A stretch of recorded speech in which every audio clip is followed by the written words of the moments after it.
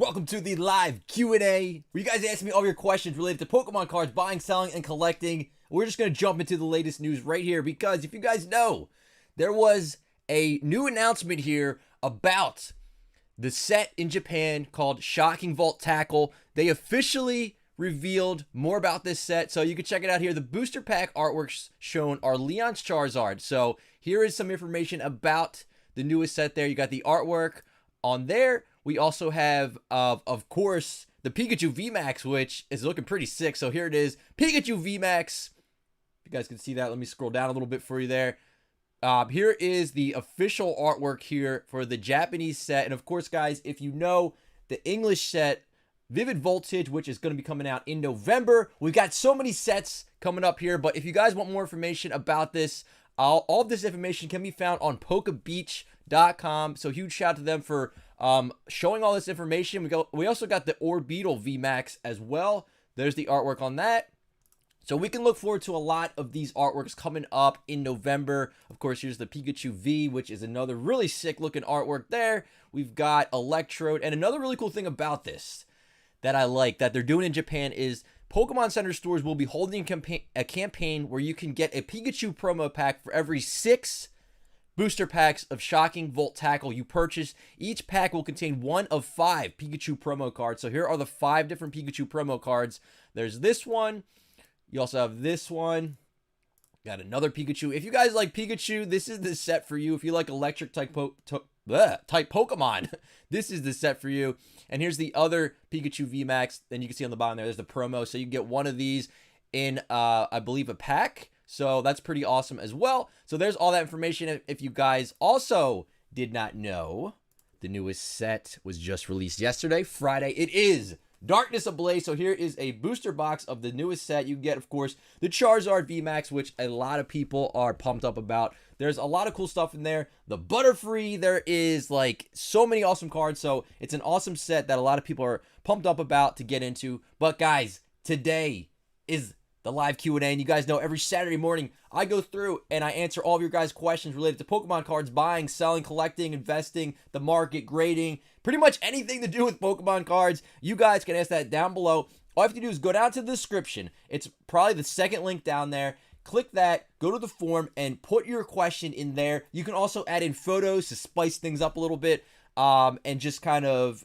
see how it goes, see what kind of questions you guys have. And we just kind of do this every Saturday morning. We hang out and have a good time. So cheers to everybody. Good morning, good afternoon, wherever you are in the world. Chris D, good to see you here. Flips, we got music. We got Craig is in the house. Bad Heaven is here. Dominic, Jeff the Ref. We got Blastoise 93. Thank you so much for coming to kick it here, guys. Having a great morning, and I'm just ready to hang out with you guys and answer some of these awesome questions. You guys, it's all what you guys do here is kind of crafts what each Saturday morning video is. So it's all you guys doing your thing here. So what I'm going to do is I'm going to jump into the first question we have for the day. It is from Laurent. This is a grading question. The goal is to grade my favorite Umbreon, Neo Discovery. Oh, that is an amazing artwork. I think Deke pulled that in one of our openings before. That card is incredible. The question is, what are your thoughts about grading my favorite Umbreon card from Neo? It's the only sleeved card in my binder, though. Also, I'm passing the tradition to my nephew of 4. Bought him a Pokeball tin and want to share the code cards with the PokeKid community. Love the channel. Smash the like button, and thanks for the awesome content. Hey, I appreciate that so much. And for giving out code cards, too. So check it out. We actually have some code cards if you guys want to jump in on that. Courtesy of Laurent. And while you guys do that, I'll pull up some of these photos here of this Umbreon that's looking really awesome. But basically, you just want to know if you should grade the card out. You know, it's an all. We'll take a look at the card first of all here, and we can kind of see what the card looks like, right? So one of the cool things we do here is we can actually zoom in, and I could show you guys a little bit better of a shot here of the cards. So here's the Umbreon, right? It's really well centered on the front. It looks really clean. Number 13 out of 75. It is the unlimited version, but absolutely phenomenal card. And one of the cool things about this card is the holo is so dark, right, that you don't really have to worry as much about scratches and stuff like that. So we're seeing a pretty clean card here. I'm also going to look at the back as well. The back is looking really nice. The back has a little bit right there on that one corner, a tiny bit right there. But overall, this card's looking really, really clean, and I'm really liking what I'm seeing here. You probably have a really good shot at a 9 on this thing. I mean, all day. So really, grading this card in a PSA 9, if you are curious now of the value of something like this, we can dig a little bit further, and we can kind of pull up here. What we can do is go to PSA 9, Umbreon, Neo Discovery, and we can actually pull up data on this card and see exactly what these cards are worth in a 9, just to give you a better idea. But I would say this card in a 9 is for sure worth the price you would have to pay to get it graded. Now, I'm going to take out first edition, so I'm going to do minus and first. That will get rid of all of the first editions, and then you can also get rid of Japanese. So you can do minus Japanese. That's a little trick there. If you guys are searching, it'll help you out a little bit better. But right here, we can see the last sold should have went for about $600 just last week on this card. Or nope, this one was relisted. So that actually didn't go through. So they relisted it for $500. You can dig a little bit deeper here. We can go to sold. We see some $475 or best offer, $325 or best offer. This one went for $300 all the way back in July. So you could probably say it's worth something about $350 to $400 or so for that card. So I would say you'd probably get a 9 on it. It's a really clean card again. And yeah, good luck with that, and having your nephew jump into Pokemon as well. That's really awesome to hear. So it's all about sharing that Poke positivity and having a good time with family, friends, and like-minded individuals. So what we're going to do is jump into that next question on the form, and I appreciate all you guys hanging out in the chat. Again, I just want to reiterate something here that I've been hearing a lot from people, is that when they're jumping into this chat here with us, when we're having a good time hanging out in the Pokecade, whether it's during our live openings we do every Tuesday, Thursday, and Sunday, whether it's with the Saturday live Q&As, or whether it's on any of the other openings that we do, a lot of people message me and they'll say, Rev, the community that we're building here and the actual chat is so positive, and nobody is really feeling like they can't jump in and have fun, whether they know so much about Pokemon or don't know really much at all. They all feel comfortable jumping in and hanging out and talking with everybody here, and it's all thanks to all the awesome people here, like Juice, Julian, Roland. We have like all these awesome people hanging out here in the chat, Blastoise93, that just make it so welcoming, and that's huge, and I really appreciate that, guys. But the next question we're going to move on to here is going to be, and that's what it is, guys. So if you have questions, and if I don't get to your question, or maybe you have other opinions on that question, you can always ask other people as well in the chat. It's a community thing, and we help one another out here. So amen. The goal is to flip cards while building a collection, and the question is, I'm not quite sure how many points to take off for cards with silvering. I'm getting pretty good at guessing card grades, but the silvering, I'm never sure. Yeah, the silvering's it's kind of iffy, because silvering a lot of times will come from the factory. So when you look at cards that have silvering, if you guys are curious, I don't think I have an example here, but around the borders, you'll see silvering. It's kind of like little chips around there. I remember when I first started grading cards, PSA did not care about it at all, because that a lot of times came from the factory. But then other graders will say that it's wear and tear. So it really depends. There's no one short answer on that one. But thank you for the question. All right, so next question is going to be from Stephen M. This is a grading question. The goal is to be the very best, like no one ever was, but really just to grade some cards. The question is, I just want your opinion on grades you'd believe these cards would receive, and if they are not worth grading. Also, just want to thank you and your mod squad for everything you do for the community. Really help making it an awesome and welcoming place. That is exactly what we just said literally 2 minutes ago, and that's what I'm so proud of and so happy of, is that all of everyone here, right, the mods, the community as a whole here, and everybody in the chat are always out there helping one another out and making it a positive place to come hang. So I appreciate you saying that. But check it out. So we have some really awesome cards to take a look at here. On the screen we have, first off, an Expedition Charizard, which is a very high-end card, especially if you were to grade that in a PSA 10. So there's the front of it and the back of it. So what I'm going to do is take a look at the back here and the front. The front of this card is looking really good. Now, I like the high-quality photos that you sent in, so we can actually take a deep look here, and we can see exactly what's going on. And I'm not seeing much on the holo, so it's looking clean. And if we take a zoom back out, we can see the centering on it as well, which looks really good. Your centering in front look really solid. Now, when we look at the back, I do see whitening issues. So I see some stuff on the edges here, right here, if you guys can see that. It's what you want to look for when you're grading your cards. You want to look for stuff like this, and that's all going to determine the grade and value on them. So right here, we have some up here as well. You do have a white background, so I could be missing some.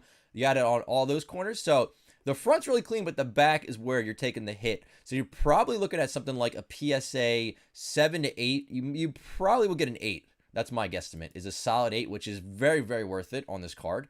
100%. I know this card in a 10, I think, is worth about 5,000 or 6,000. So that one, 100% would be worth grading. And then grading for yourself as well, not even just monetary value, but just having the card graded is something for your collection or just to know the actual value on it. It's always good. So now we have a Charizard here, number 100 out of 106. A really, really clean artwork. The front's looking solid, so a lot of these are probably pack fresh, I'm assuming, for a card like this. We look on the back, we don't really see much. We see a tiny little, I can't go down there, but there's a tiny little speck down there. There might be something up here I can't see with the glare. Overall, really clean. I think you could have a shot at a 10 on this one. The centering is a little bit off left to right. You're probably looking at a 9 to a 10 on that. Another card that's absolutely worth grading up for sure. You got a lot of really cool cards here, guys, so hopefully you're enjoying looking at these. Of course, we have the Mega Charizard Full Art from Evolutions. A solid card there. That is number 101 out of 108, and we could take a look at the back of that one as well just to get a better idea of how we're looking. But a lot more modern stuff is usually more pack fresh. This one, the same thing. Beautiful card. Probably looking at a 9 to 10 on that card. And then we have two more. And thank you again for the really nice, high-quality photos. These really help to make it more easy to guess the grades. Not easy, but just better idea. So this one, you're looking pretty good. It's a little bit off top to bottom. Another one that's probably a 9 to 10. This one's probably a 9 with the centering. The top to bottom, I believe it's just a little too off for 10. So that one, you're looking at a 9. Another one's definitely worth grading. I don't know the exact price on that one, but I know in a 10, they're going for about 300. I'd assume 9s are probably anywhere between 50 to 100 on that reverse Charizard, if I had to guess. And then we're going to finish it off with a banger, guys. A banger with a side of fries and sauce. We got the Shining Kabutops. This one's off left to right. That is going to be too off, in my opinion, for the 10 for sure. So you're already down to a 9. Shinings, you don't really have to worry about so much the hollow pattern, because right here, it's just a Pokemon that has this texture on it. So usually right here, they're a lot easier to grade. But you do have some I don't know, stain, I guess you could call, right there. Some sort of marks on the actual artwork. So you're down to at least a 9. The back is looking definitely like it's got whitening. So you're probably looking at about a 7 on something like this. If you guys want me to zoom in a little bit too, I could show you exactly what I see. And it comes natural over time. The more you look at cards, you get an eye for it. You get a better idea. So all right up here, this would be something like probably looking like a 7. Probably looking like a 7. If you didn't have this big chunk right here, I'd probably say you have a shot at an 8, but that's a pretty significant chunk. And you look at overall eye appeal. So when you're looking at overall eye appeal, that stands out to me as like a big white mark. So all these cards are worth grading, my friend. 100% sure worth the $9 grade. You're going to get a ton of value, whether it's for your collection, whether it's for flipping on the side to build up money for other items in your collection, or where the case may be. Those are definitely worth grading up. So I'm going to move on to the next question here, guys. I hope you're having a good time in the chat. I see you guys having a good time chatting it away. So if you guys are asking questions in the chat, feel free to throw it down below in the description. There is a link. Click on that form and throw your question in there. That gives me a better chance of getting to it. If you are answering in the chat, I'm sure a lot of people are hanging out in there to help you guys out, as well as like Blastoise93, Diane, Kenny. We got Nasha Vam in the house. What's going on, man? We got Electric type in the house as well. So like all these guys down the chat, I'm sure are more than happy to help you out as well. Because like these are like our people, right? We live and breathe Pokemon cards, and we're all involved in the community one way or another, whether we're just jumping in or we're just getting started, or we've been here for a while, or a minute. You know, it's always cool to just be able to chat it up with other like-minded individuals. So check it out. The next question is going to be from Sebastian. This is a grading question, and the goal is to hold cards long term. The question is, hey Rev, I have about 40 cards that I want to get graded with PSA. They are a mix of base set all the way up to Sun and Moon era. I have, as a one-time thing, would it be better to sign up for PSA and use the grading service like Ludkin's Collectibles? So if you have only about 40 cards, you really have to weigh out the cost to sign up for the membership then the amount of cards that you receive from that, and then compare it to the services like Ludkins or the other services, Graded Gem and TCA Gaming and stuff like that, to see if it's worth it for you to go one way or another. You do get a lot of value from the PSA membership. Like, of course, overall, I would say once you probably hit about like 20, 25 cards, maybe 30, it's probably worth getting that membership, because they do have different memberships. And I can actually pull it up on here if you guys want to take a look what I'm talking about with PSA card. So I can go in here and I can actually go to the memberships if I can find it. If I could find it on here, there's different memberships, and we could actually take a look, and I could show you guys, if it would be worth signing up for that. And membership is going to be membership. It's on here somewhere. I don't know why I can't find it right now. Submission Center. Where's it at? But anyway, they have different memberships. Here we go. Okay, found it. All right, so they have different memberships. You can get the gold for $149 a year. You get 6 grading vouchers with that membership. So what that means is right off the bat, you get 6 cards that are going to be included in that grading cost. So right there, you could take off about $60 off of that price, because you're automatically getting that. So you're down to like $90 for the gold.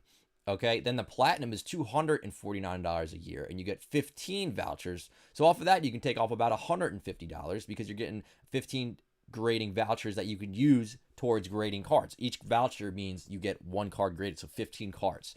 So you also get a 1-year membership to Sports Market Report. You get a magazine in the mail every month that there's a lot of really awesome stuff in those magazines, especially when they do the once a year magazine that's all TCGs like Yu-Gi-Oh, Pokemon, Dragon Ball, all that stuff in one magazine. You get of course the vouchers, you get the members only specials. So you get access to bulk pricing, you get access to the monthly specials as well. So that's another perk. And now there's another membership that a lot of people don't realize. Check it out. See this link here? You almost missed it, right? Right here, only interested in the quarterly grading specials, join the silver. They make it small because it's a pretty cheap way to jump in on a membership. So you could get this membership for $60. Now you still get the magazine every month. You get the quarterly grading specials, and you get the Collectors Club value pricing. So it's a little known membership. They keep it real small there. It's like in the fine print. It's like, oh yeah, you can get the silver one for $60. It's like the guy in the back of an alley. Like, he's like, oh well, you could spend $150, or you can come back and you can get this for $60. So it's like not really. They don't want to make it big and like noticeable, because I mean, yeah, it's only $59, but you get that for $59. So that could be another option to do. You don't get the vouchers with that or anything, but it's still pretty good. You get the magazine as well. And on here, you can also grab card savers, guys. These card stands I use, just if you want to take a peek here really quickly while we're on the website. I use these card stands.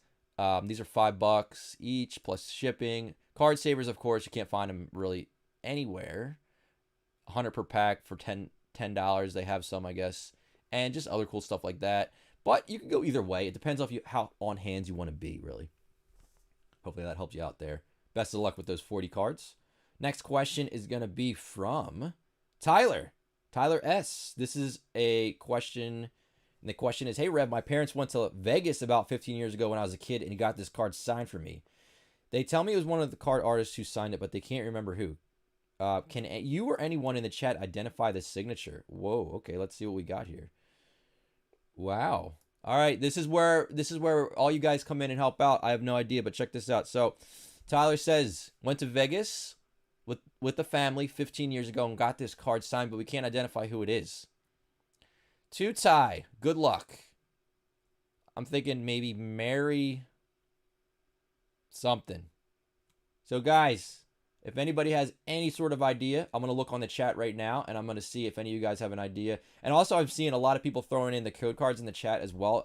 It's super appreciated. I know a lot of people enjoy redeeming the code cards, because if you guys don't know, the code cards basically get you one free pack of Pokemon cards on the online TCG game. So I'm going to wait. I know I'm on a little bit of a delay here, so I'll even zoom in. It's a Kabuto from Fossil, the Jungle set. It's a Kabuto from Fossil, Ken Sugimori artwork, and I have no idea. It could be like a celebrity. It could be maybe nobody even having to do anything with Pokemon. So I'm not totally sure. And I'm not totally sure how you could identify it unless you went to, if anybody has an idea here, or if some sort of professional from PSA or somebody like that that deals with signatures may know. But yeah, not sure. But if you guys have any idea, feel free to throw it in. Somebody said Merry Christmas, maybe. Could be. It could be. That's a tough call. But either way, that'll be cool to find out. So if you do figure it out, or if anybody does figure it out, let us know after the live is over. Even if it's after the live, jump into the comment section so we could take a peek. All right. Thank you for the question. Hopefully maybe somebody will have an answer for you there eventually. Next question is going to be from Jose P. It's a grading question. The question is, what's up, Rev? I got a Jirachi from Legendary Heartbeat. I think you can easily get a PSA 10, but should I shoot for a gold label or black label from BGS? That's a cool question. So let's take a peek at this card up here on the screen. I'm going to pull it up. Got the back there, and I have the front. All right, so if you guys don't know, you could also send your cards into Beckett, where you could go for, usually if you get a pristine 10 from Beckett or a black label, the value is going to be pretty significantly higher than a PSA 10. So the only thing with this card is, yes, you probably have a good shot at something like that because Japanese cards in particular have really, really good quality. So I send personally a lot of Japanese stuff to Beckett just because I know the quality is there, and it's like, why not shoot for the moon, right? Why not go for that pristine 10 or that black label 10 if you think you have a shot at it? And with a card like this, I'm not really seeing really any flaws. Now, I do see something on the top here, though. I don't know if that's edge wear or a glare, but if you do have that, if you do want to take a look at that, if you're seeing this and this is actual edge wear, you won't get the pristine or the black label with something like that. But if it is just a glare, then you're okay. Then I think besides that, you should definitely go for it, unless that is some damage on top there, because the centering is really spot on.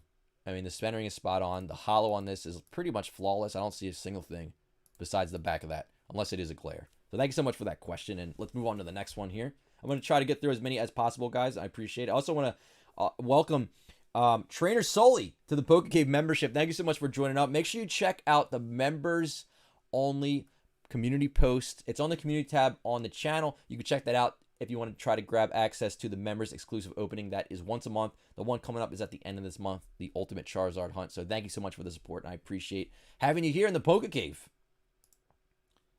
Let's go to the next question, though. All right. So, next question we have is going to be from Aiden. It's a market question. The goal is Japanese versus English price discrepancies. Okay. So the question is, hey, Rev, I was wondering if you were able to get into detail of why there can be such a price difference between English and Japanese Pokemon cards. I see Japanese vintage cards, both ungraded and graded, going for much cheaper, and also the new sets where I can buy a sealed Charizard VMax decks for $40 or so compared to the English alternative out of a pack. Thank you for the awesome content over the past few months, a big reason I fell back in love with the hobby. That's awesome to hear. I'm happy to hear that you jumped back in. And your question, it's a good question, right? So you're wondering why the Japanese cards are cheaper. Well, it just comes down to a few things. Number one, people like to be able to read the cards. They like to read the text. So if you have a lot of a lot of collectors out there are English speaking people, right? I mean, and that's what we want to read. So when we see a card that's in Japanese, it's kind of disconnects you a bit, and it's like, well, I can't read the card very well. I don't know what it says. So that's one thing. The second thing is going to be nostalgia. So when you're jumping back to vintage stuff, as kids, we remember collecting the OG stuff in English for the most part. I know a lot of us, people did collect it Japanese as well. I collected Japanese stuff as well, but I really just was laser focused on the English stuff. So when you get into that, we put a big premium on those types of cards. The collectability is really, really big, especially like here in the USA. I mean, it's all about collecting. So really, those are the two big things: the being able to read the text, and also the nostalgic connection to the English cards that we remember growing up with, and just that we have available here. So that's why you're going to see those discrepancies. But it make a good point, because you can get the same artworks. You see us open up Japanese booster boxes a lot because of the values there. and you get the artworks, and they are going up in value. They're definitely moving up. People are especially the older Japanese stuff. Hopefully that helped you out with that question though, and best of luck with the collection. So the next question we have is going to be from Stephen M. I think you asked one earlier. It's a grading question, and checking to see if you think these cards are worth grading and the grades they'd probably receive. Also want to know if you think the Rayquaza would receive the off-center grade. So if you guys know, OC or off-center basically is that the card is not particularly centered on the borders. So I remember earlier, if this is the same person, you had a lot of really cool cards, and I'm seeing a really awesome one here to start off. So we have the Kabutops Ex. This is a nice one from the E Series, 2003, 97 out of 100. So this card is looking really clean. But with these, you really have to watch out for a lot of different scratching that can occur on these, especially on the borders. So if we take a look here, I can actually see some already. Right down here, there's some scratches. There we go. You guys can see that. That's all that we can really see because these are also in a sleeve. So we're looking at that. We're looking at scratching. So it probably has some more that we might not be able to identify from the photo. And then on the back here, the back's actually really clean and really well centered. So you could potentially be looking at something like a 9 on this. Again, with these old cards, EX era, Hollows, Wizards of the Coast era, they're all 100% worth grading without a doubt. So you're probably looking at a 9 on something like that Kabutops. Then if we move on here, we also have a Lapras, the same EX era. And this one is looking like it is. So the bottom, these are a little bit difficult for centering wise. Like this Kabutops is definitely off, so you wouldn't get a 10. You might even be looking at an 8 on this maybe, but probably maybe a 9, an 8 or a 9. It's tough to say from the photo.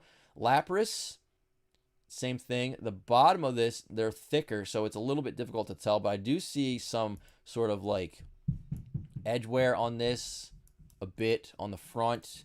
It's kind of like popping up on that corner there. So you're definitely not looking at a 10, but if we look at this card, we can check out the back as well to get a better idea. Back on this one is also pretty clean. I do see a little bit of whitening, so probably like 8 to 9 on something like that, which is a mint to near mint. I mean, it's a really good condition card. And then we look at another one. So we have a Vileplume. Same sort of idea here. Centering is pretty good. There could be some little scratches that we're not seeing, but we're going to do the best that we can with the photo that we have. And then, of course, we look at the back. We'll see if the back side's looking similar to the other ones, which I believe it is for the most part. So you're looking at pretty solid 9 probably on that one. You might even be able to pull 10. You might. And then here's our off-center card, guys. So let's check this one out. So the final card here, if you could tell right off the bat there, the borders on that thing are way off. I would say the back definitely should be off-center grade. And then the front here, this is the Rayquaza, Mega Rayquaza. And so the front, you can even see, it's tough to see with these types of cards with all the colors, but you can see that is where the border is right here. And then right here is that tiny little bit of border. So I would say you probably would get the OC on this. I would take a shot on it. The back should definitely be OC. The front as well, you probably, I mean, that's a lot of border. So for sure, and all the other cards that you sent in here for us to look at, probably looking at 8 to 9s on all of them. You might be able to score a 10 on maybe one if you're lucky, maybe 2. But yeah, so hopefully that helped you out with your question there, and we are going to move on to the next question here. So thank you so much, Steven, for jumping in on that. Okay, so next question is going to be from Steven G now. The Stevens are taking over the PokeRev. So we have a buying and selling question.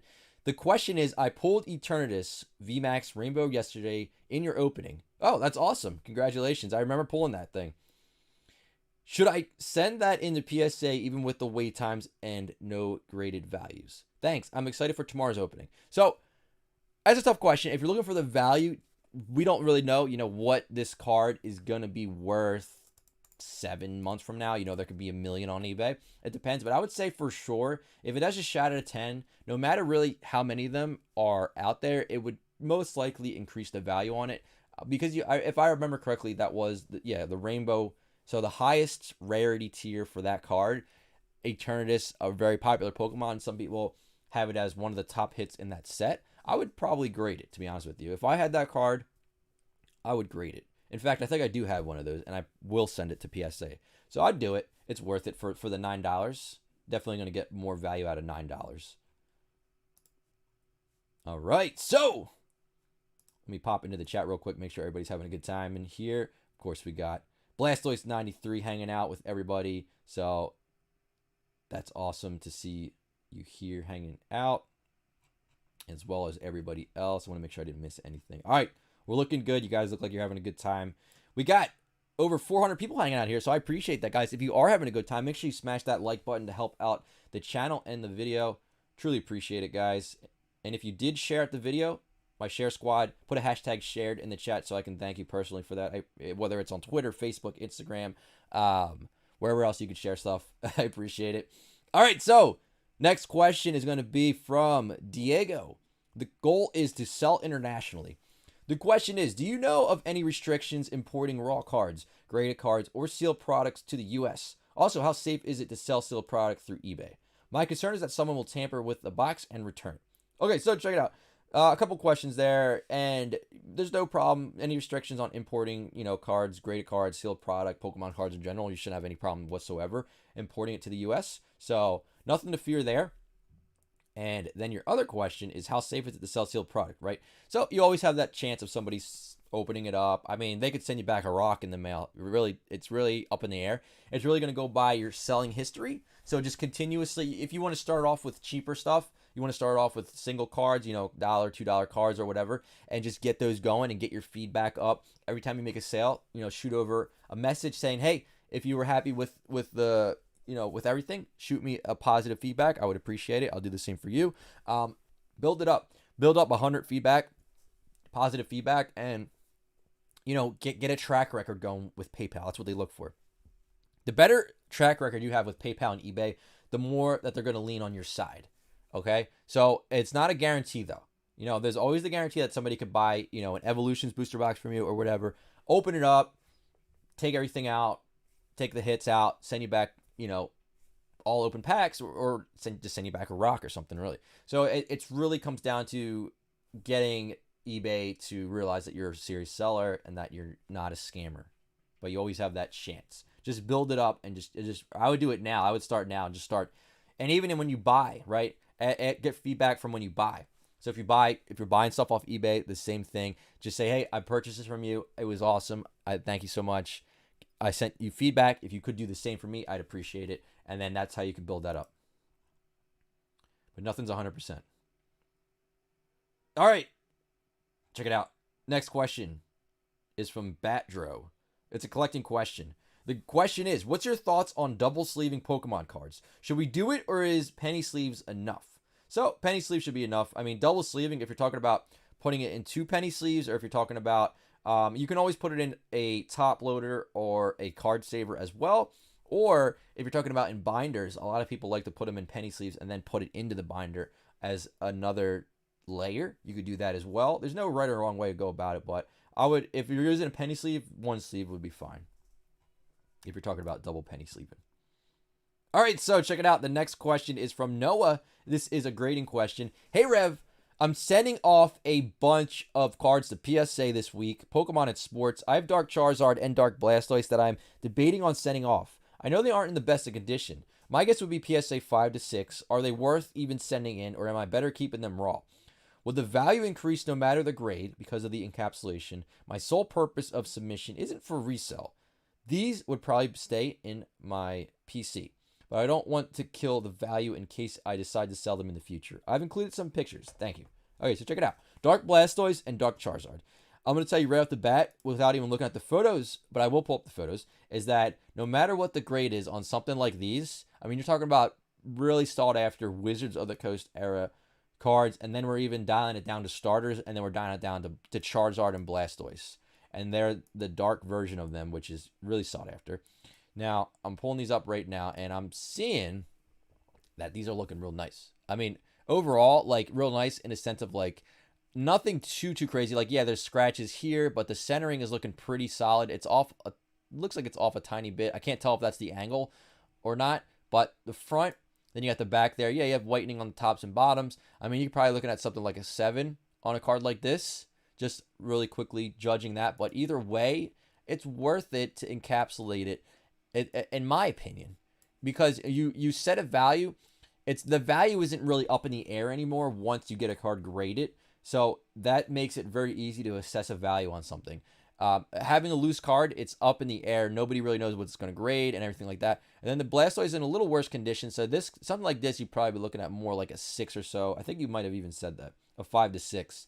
Yeah. So the Charizard's probably like, you probably would get a 7, I would think. You know, maybe a 6. And then the Dark Blastoise is more like a 6, I would say.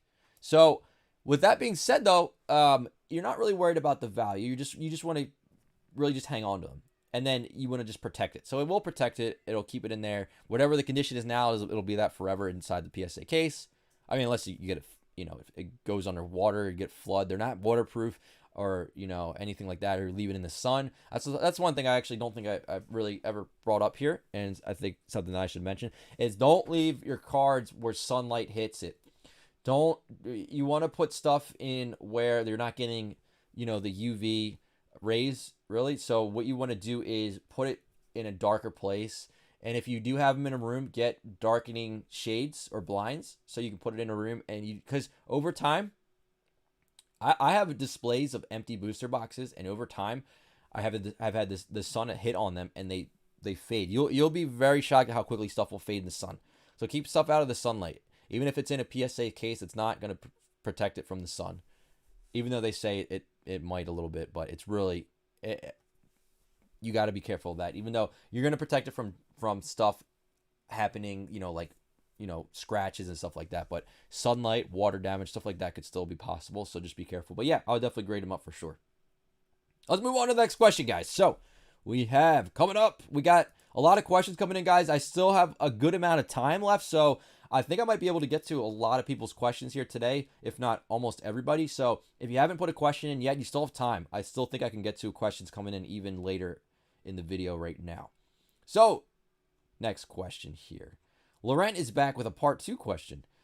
Grading the Wizards of the Coast Zard. So check it out. This is part of to what PSA my Zards are worth grading ungraded. So Laurent actually sent in, I think that was actually the first question there, but ooh, we got some big hitters here. Okay, so we have a Charizard. Now you sent in the Umbreon first, if I recall correctly. But we also have this Charizard here, which is looking really cool. So check it out, a base set 2 Charizard, and we got this angle here. I like the different angles, so I could actually get even a better idea of stuff like scratches, and you also have a dark Charizard that I'm pulling up here, so give me 1 second, guys. Got a lot of cool photos. Oh, and we got a Shining. All right, this is looking very, very awesome. So, the Charizard, oh, and then there's a base unlimited Charizard. So, it's tough to tell exactly on, you know, what grades could get from just these photos. But, I mean, this is looking really clean. If we're looking at the base set 2 Charizard, the holo looks really, really nice. There's a little bit right down there. This dark Charizard looks very good as well. I mean, these are all, just looking at these, they're all worth grading, no matter the grade, but they actually look really clean. So I'd definitely grade all these up for sure. Hopefully that helped you out a little bit there. But either way, I know you said that you were looking at just grading them just to grade them. So I would say just grade them just to grade them no matter what, if you're into graded cards and preserving them and stuff like that. But either way, definitely would recommend it if that is what you're looking to do. All right, not Javan, what's going on? All right, so you got a market question. The goal is to be the PokeRev of sealed rare vintage Pokemon toys. That is awesome, dude. You already have an awesome collection, and I appreciate you saying that. The question is, hey, Rev, always loving the content. What are your thoughts on vintage sealed toys currently and the future? So, vintage sealed toys. You guys know that, you know what? Okay, we got a troll. That's awesome. All right, man. So here we go. Vintage sold toys. We got, these are actually really sick. These Charizards are pretty insane. I mean, dude, you got the Shining Charizard, which I think these are pretty valuable. These are pretty valuable. But, yeah. I mean, overall, I think I've seen these sell for thousands. You know? They're Shining Charizard, Shining Blastoise. They're pretty cool. I mean, if that's what you're into, you know, go for it. Let's see what else we got here. Yeah. But, you know, go for it, dude. And do your thing. You know, just keep at it. I think the sealed market is definitely... It's interesting. It's interesting because a lot of the stuff was a lot cheaper even just 6 months ago, right? So really, when we look back 6 months ago on sealed toys and stuff like that, it's gone up exponentially. You could really pick up a lot of these different things for probably not, you know, nothing too crazy. But now when we look at toys, I mean, you look at like a gumball machine, you know, stuff like that. It's just going through the roof because it's Pokemon, you know, and it just kind of, it is what it is, you know, it is what it is to a certain degree. But yeah, hopefully that helped you out a little bit. Let's move on to the next question here. All right. Let me get it. There we go. All right, so we have a grading question from Kuro. The goal is to have an art set from every set and to have all the ETBs. The question is, not sure if I already asked this or not, but does this have a chance at a 10? I don't think it does, as it's off-center, top to bottom, but I don't know how much room PSA gives for OC. Okay, so what we're going to do is pull up the photos, like so. Like that. All right, so check it out, guys. Check it out. We have the shiny Charizard GX, and I'm trying to reread the question here. Not sure if I already asked this or not, but does it have a chance at a 10? I don't think it does as OC top to bottom. Okay, so top to bottom, yeah. So no, it's not. It wouldn't get a shot at a 10 here. So like if you look at the top border up there and then the bottom, like you said, it's off too much. So that would pretty much drop it right down to a 9. And then we look at the back here. The back's not bad though. And like we looked at the population on these in a previous video, and when we pulled it up, we saw pretty much most of these cards. I mean, really, a lot of this stuff from Hidden Fates here, a lot of the cards are 9 to 10s right out of the pack because the quality is so good. But all you have to do is really look at the centering. So if I pull this card up, Charizard.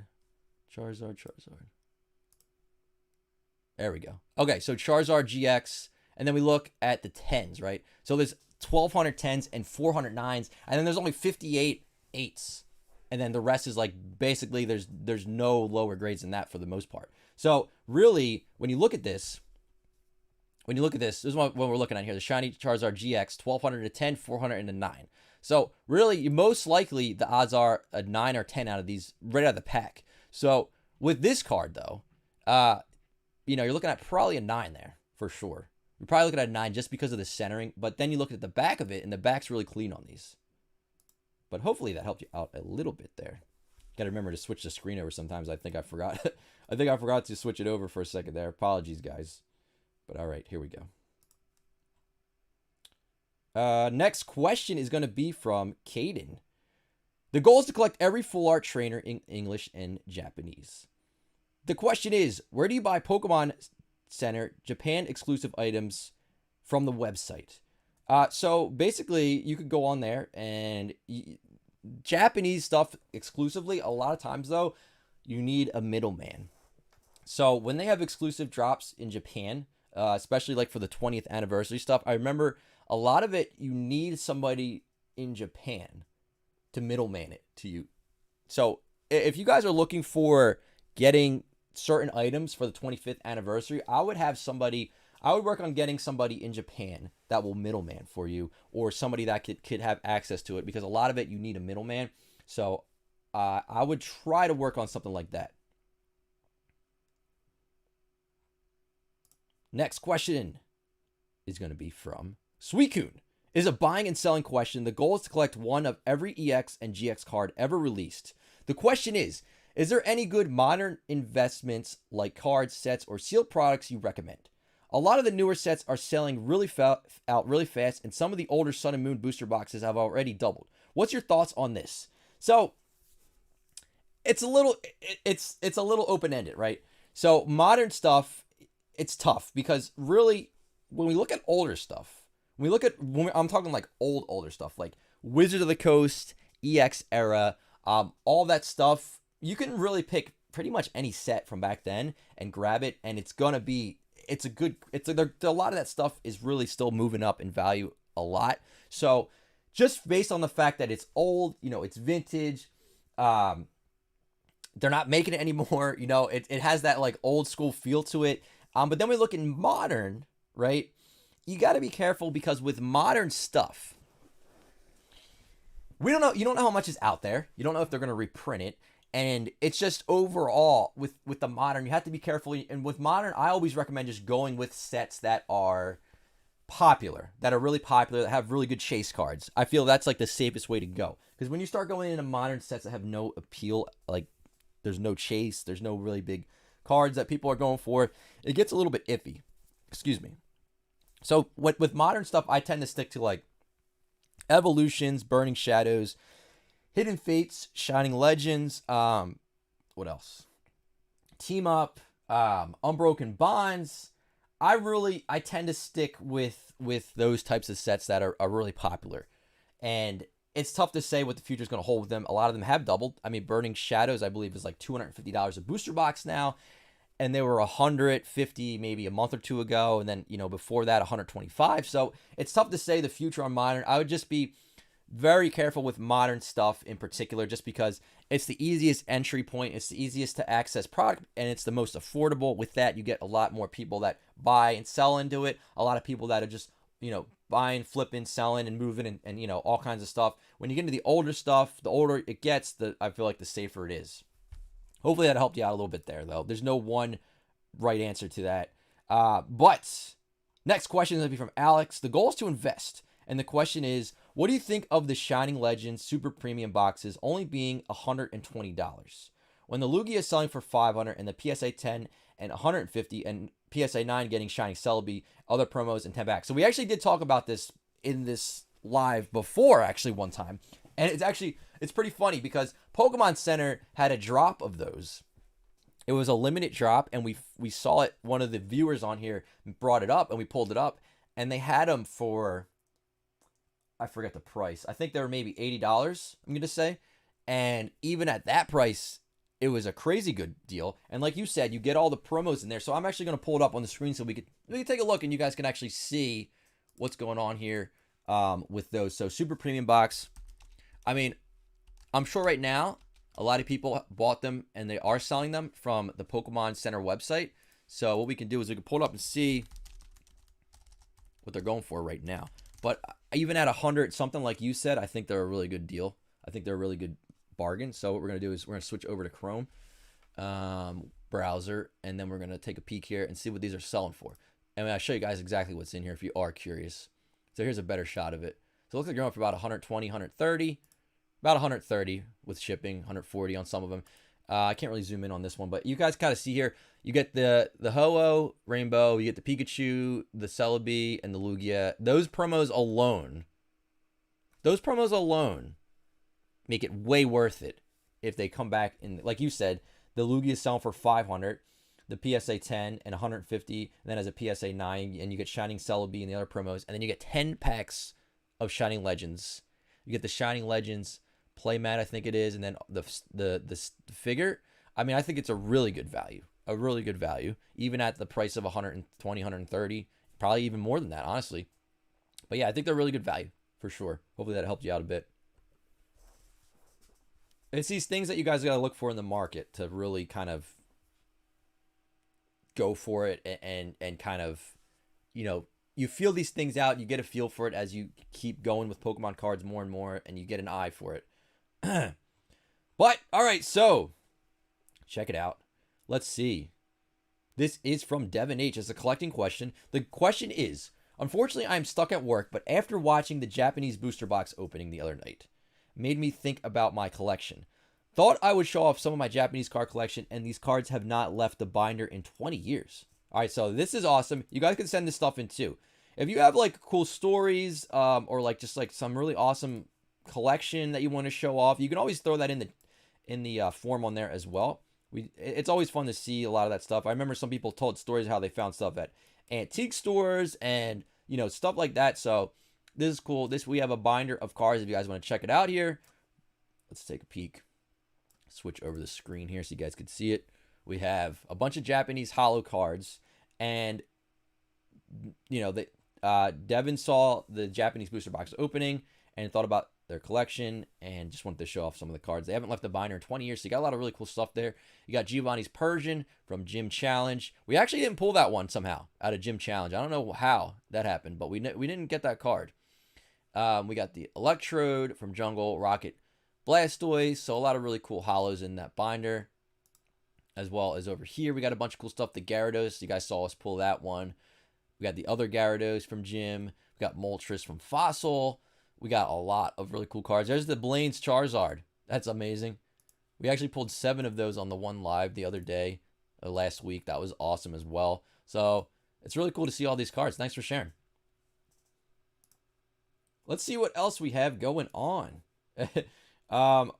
We do have a super chat from Justin D. Sending in my first PSA submission today.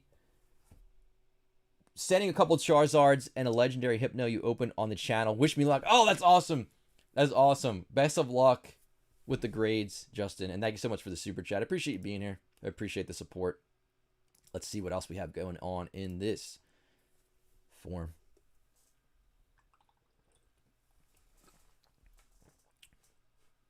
All right. Check it out. So, Julian, what's going on? We got a question from Julian. This is a grading question. The question is, I thought it would be fun to look at the top evolutions pulls you got from my cards at the members opening last month and see if they were looking, see if we were looking at PSA 10s. I noticed the Flying Pikachu and Imakuni's Duo as well, so thank you. Also, what bulk bags do you use to send our cards? Need to pick up some for supplies with the cards I'm sending for you. Oh! Or for this cards I'm sending out. So check it out. So Julian was in the members opening. If you guys remember, we did the evolutions and we did the Burning Shadows, and you got a bunch of really cool hits here. So I'm going to pull these up and we're going to take a look at them and see what you might be looking at grade wise. So it's cool to see these cards back again. And just sending those out. And yeah, you got the secret rares as well, and evolutions is pretty cool because they have random secret rares in there that you can pull up, like the Flying Pikachu, Imakuni's Duo, and stuff like that. And I'll show you those bags as well. So I got all of these ready to go. So what I'm going to do is switch over to Chrome. Check it out. So Mega Pidgeot EX Full Art was one of the hits here. Centering on this one, we can take a look and we can zoom in and see exactly how that's looking. Pretty good. Centering's pretty good on here. Let me look at this the back side of it. So the back, let's see. The back is off a little bit top to bottom, but you do have a wide range for the borders on the back. So that's one thing that's important to note, guys. The back, they're nowhere near as tough with the centering on the backs of cards. So check it out. There's a little speck of whitening on the top there, and then it looks like one of the corners was cut a little bit weird. But right there is a speck. Let's see what else we could see. I don't know if that's a speck or dust, because I know there's some, it looks like there's some dust as well. But if it's just that, you might have a shot at a 10 on this one. It's pretty clean. You're allowed to have 1 or 2 minor defects with the card. So I think that one, a 9 to 10 on the Pidgeot. The Gyarados. The Gyarados is a little bit off top to bottom. Sometimes I have to like sit back a little bit so I can see it better here.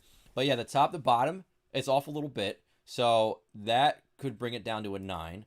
The back, though, you have a little bit of whitening up on this corner. I noticed some of the corners on some of these were cut weird on that same corner. See how that same corner there has that same cut to it? Then it has a little bit of whitening on the back there. So this would be more like a 9 for the Gyarados. And then I think there's a little bit on the bottom there. I can't zoom in and go down for some reason, but down there is a tiny bit as well. So that's probably looking like a 9. And then your Mewtwo, the centering's pretty good on this one. It's off a little bit left to right, but I think it should still be in the parameters for a 10 on that. As long as this doesn't have any sort of like scratching on the actual card on that part of it, you should be looking good. And then the back, and thank you for the high quality photos, Julian. I appreciate it. The back's not looking bad at all. I don't see any significant like wear on the corners, and I can zoom in on the top here. Like there, I don't see anything. Over here, I'm not really seeing anything. And then on this corner, I can't tell if that's a glare again or if that's like a cut. It depends on how that was cut.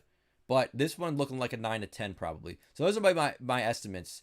The Mewtwo, it's tough to say because this edge here, I don't know if that's whitening or if that's how it was cut or if it's just a glare. Because sometimes you do get glares, especially when it's in the card saver and then with the penny sleeve. But overall, solid cards there. And I appreciate you jumping in on that members opening. And for the question. All right, so let's move on to the next one. Next question we have is going to be from Billy. So, Billy's question is a grading question. Should I get these level X cards graded? I have about 130 level X cards, and they are all around the same condition as these 3 cards. Thanks. So, let's take a look here and see what we have. We got some pretty, if you guys know level X cards, they're pretty awesome, and they've been jumping a lot in value and popularity lately. So here we have the Charizard level X. I believe this is the promo version. So this you would have to get in tins from Supreme Victors, I believe. So there's a certain tin that you had to get, and this card is on top of it. So the one thing with these cards, it's tough to grade because how they put those cards in on top of the tins in that plastic usually dents them pretty bad. So we're going to see if this card is going to have any dents that we can see. So again, with the glares and stuff like that, it's tough. But I do see some whitening here on the edges. The centering, though, is really good. The centering is pretty good. It's a little off top to bottom, but the centering is really good. And then we can't really see if there's scratch or anything. But this card for sure, like in an 8, a 9, a 10, even probably like a 7 and a 6 is definitely going to be worth it. So I definitely would say grade that one for sure. The Charizard, basically anything old school Charizard. And then we have the other Charizard from, from Supreme Victors. Charizard level X is another really awesome looking card here. That one's worth thousands in a PSA 10. The front's looking really clean for the most, or at least from what I can see, right? It all depends on the photo. So, but either way, just getting like a ballpark estimate is definitely worth looking at. But we can see here there's whitening. There's actually a decent amount of edge wear all on the side there. That's going to drop it quite a bit. And on the bottom, you might be actually down to like a 6 with that amount of whitening. So check it out. It goes all the way down here, down the side. And it's like chunks missing out on all down here. So you're probably looking down to like a 6 or so from the back of that. Maybe a 7. But what we could do is we could pull up Charizard level X. So we could do Charizard. I think they usually puts it in like this. And then, let's see. Let me double check that. Or it's just LV. Charizard level X. And then we can look up stuff like PSA 7 maybe, see if anything comes up for that. There's one up for 400 right now. Let's see. Best offer, 100 or best offer on a lot of these. That's sold, but that's the DP 45 though. So that would be your other one, but your other one was in better condition. So we're looking for not that version. So this one sold for 100 or best offer back in July. So yeah, I mean, that's what it is. Like even with these cards, even if they're in lower grades, it's still worth it. I mean, because it's only like $9 to grade it, and you can potentially have like a $100 card or more, even higher depending on which one of those cards that we're talking about there. So yeah, I definitely would recommend grading that. All right, so let's see what the next question is going to be. We have a question from, this is interesting. We have a question from Got Game. The question is this card an error since the print is so off? Let's see. Let me pull that up here. Mega Pidgeot. Okay. Oh, I see what you're saying. Where it lines up, it's off. Because then that right there is where that symbol should be if you see the outline. Let me zoom in a little bit so you guys can see it. And then like right here, you can see where the Pidgeot should have been. So it looks like it missed it. See that? It should be moved over here like that. And right here, the energy symbol should be right here. And then we have another shot of it as well. Interesting. So it looks like they missed. It like misaligned. I'm not sure what if you were to grade something like that, what they would actually say. But that's pretty interesting. That's pretty interesting. Let me know what you guys think in the chat about that. All right, so let's see what the next question is going to be. Next one's from Aiden. I was scrolling through eBay and I found someone selling what they said was a PSA 10 first edition base set pack. Looking at the pack, though, it doesn't look like a first edition pack. It doesn't have the shadowless artwork, but instead a black triangle error pack without the black triangle covering the accidental first edition stamp. I've included a photo of the card listed and a triangle error pack I own for reference. Do you have any more info on this type of pack? I just want to make sure this type of pack, I've only ever heard of this error pack with the triangle, but never seen one. Okay, so I think I know what you're talking about, but let me just pull it up to see. So, okay, so if you guys know what black triangle error packs are, I'll show you.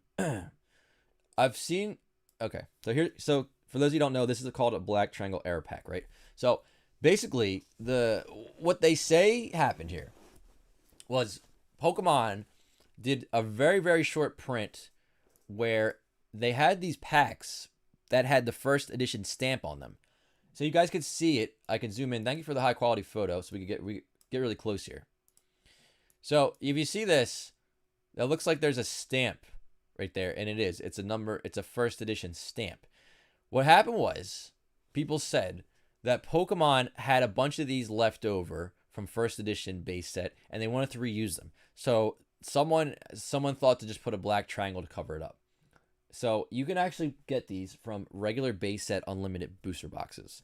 If you guys seen like Ando's opened it before, TCA Gaming's opened it before. I think even Z&G opened one before. I've never opened one before, and so you can get them in regular base set unlimited booster boxes. But here's the thing. That story, to me, I don't know where it originated from, but it doesn't completely line up because if you look at this pack, it's not a first edition base set booster pack, right? It has the short crimps. It has all of the looks of a normal base unlimited pack, but it has a first edition stamp on there. So I'm thinking that maybe they accidentally put the stamp on the regular base unlimited packs because you never had packs with this design with first edition base set stamps. Now here's the thing. There's another type of pack where they actually had them. These are even rarer than the black triangle packs because this is a regular base set unlimited booster pack, right? It looks like a regular base set unlimited booster pack, but it has the first edition stamp down here on the bottom. So these are even rarer than the black triangle. The only time I've ever seen them is TCA Gaming that had them. So if you guys can see that right here. So these are a real thing. They're just really, really, really rare. So, I mean, and I think you said there's a listing, and I think you did you put the link here to the listing. So let me see if I can pull that up. Just gotta open that. So yeah, here's the listing. So here's the person selling it. First edition Venusaur base set booster pack, $19.99, super rare. So they even, with PSA, they didn't even differentiate it. They just put first edition base Venusaur pack. So they didn't put anything like it's like an error or anything like that. They just put it in as a first edition pack. But if you guys know, first edition base set packs don't normally look like that. So it's a base unlimited pack with a stamp on there. It's pretty interesting to see it graded here. And they're rare. I mean, let's see what they said. Own a bit of history, only 34 of these in the world. I don't know how accurate that is, though, because they could be using the same label as the first edition base set pack. And now I'm curious, so let me just pull it up because I want to see if they have a different label on that or not. So what we're going to do is PSA 10 first base pack. All right, so we want English. Let's see. Anybody have any up? This looks like one. Okay, so maybe it is a different. I guess they do use a different label for these then, because this says Base foil pack first edition Venusaur, but then the regular first edition base pack says base foil pack shadowless Venusaur first edition. Okay, so I guess they do have 34 of these graded then. But yeah, they're really rare, guys. They're really rare, but they are legitimate. They are legitimate. I have no idea. I mean, I would assume maybe you could find it in a base unlimited booster box like the black triangles. Yeah, guys, let me know your thoughts on that. And we're going to move on to the next question here. I also want to jump into the live, make sure I'm not missing anything. I appreciate you guys hanging out in the chat here. All right, so let's see what we have going on here. We have Super Chat from Masenko. What's going on? Good to see you back. Good morning, PokeRev and all. Do you believe when Pokemon Snap 2 / the next year's of Pokemon Anniversary is released, it'll raise the value of the cards? Thanks, Dad. Thanks for the question, my friend. Thank you for being here. Yeah, so anything like that where these little things that happen, or not little, but, you know, events, they always bring people in, no matter what it is. You know, if there's a new game being released, if there's a new movie being released, if there's the Pokemon Go that's coming out, you know, whatever. If someone's mentioning Pokemon cards, like big influencers, whether whatever it is, you know, a remake of an old game, for example. So I think that's really interesting, is because it's an old game.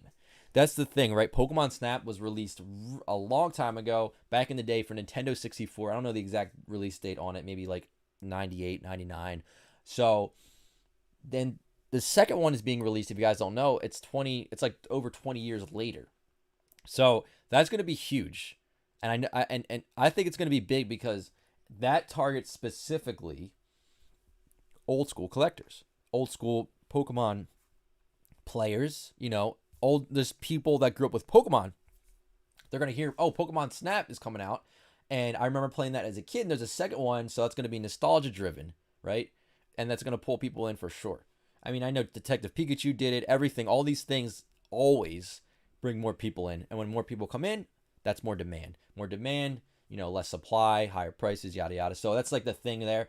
But it's good because it also tells Pokemon, like, hey, you know, we still have all these kids that grew up with Pokemon. We want to get them back into Pokemon as adults. So we're going to do more things to cater towards them. For example, like, I really think, like, you know, Hidden Fates was tailored more towards, you know, people growing up like our generation with Pokemon. Evolutions, the same thing. So they want to hit all the generations. That's what Pokemon had to realize after a while. Once Pokemon Go came out, I think they really started realizing that they got to cater towards every generation of Pokemon player, collectors, and everything, right? So that's what they're doing, and they're doing a good job of it with all these different types of releases that hit on all different generations of Pokemon and you know, ages and everything like that. But yeah, I think it'll be awesome. And yeah, like the next 25, you know what, like it for the 25th anniversary, it's like, yeah, that's going to be another thing there when they start throwing up. I mean, I'm sure they're going to start, you know, doing throwbacks to like old school stuff and everything. So,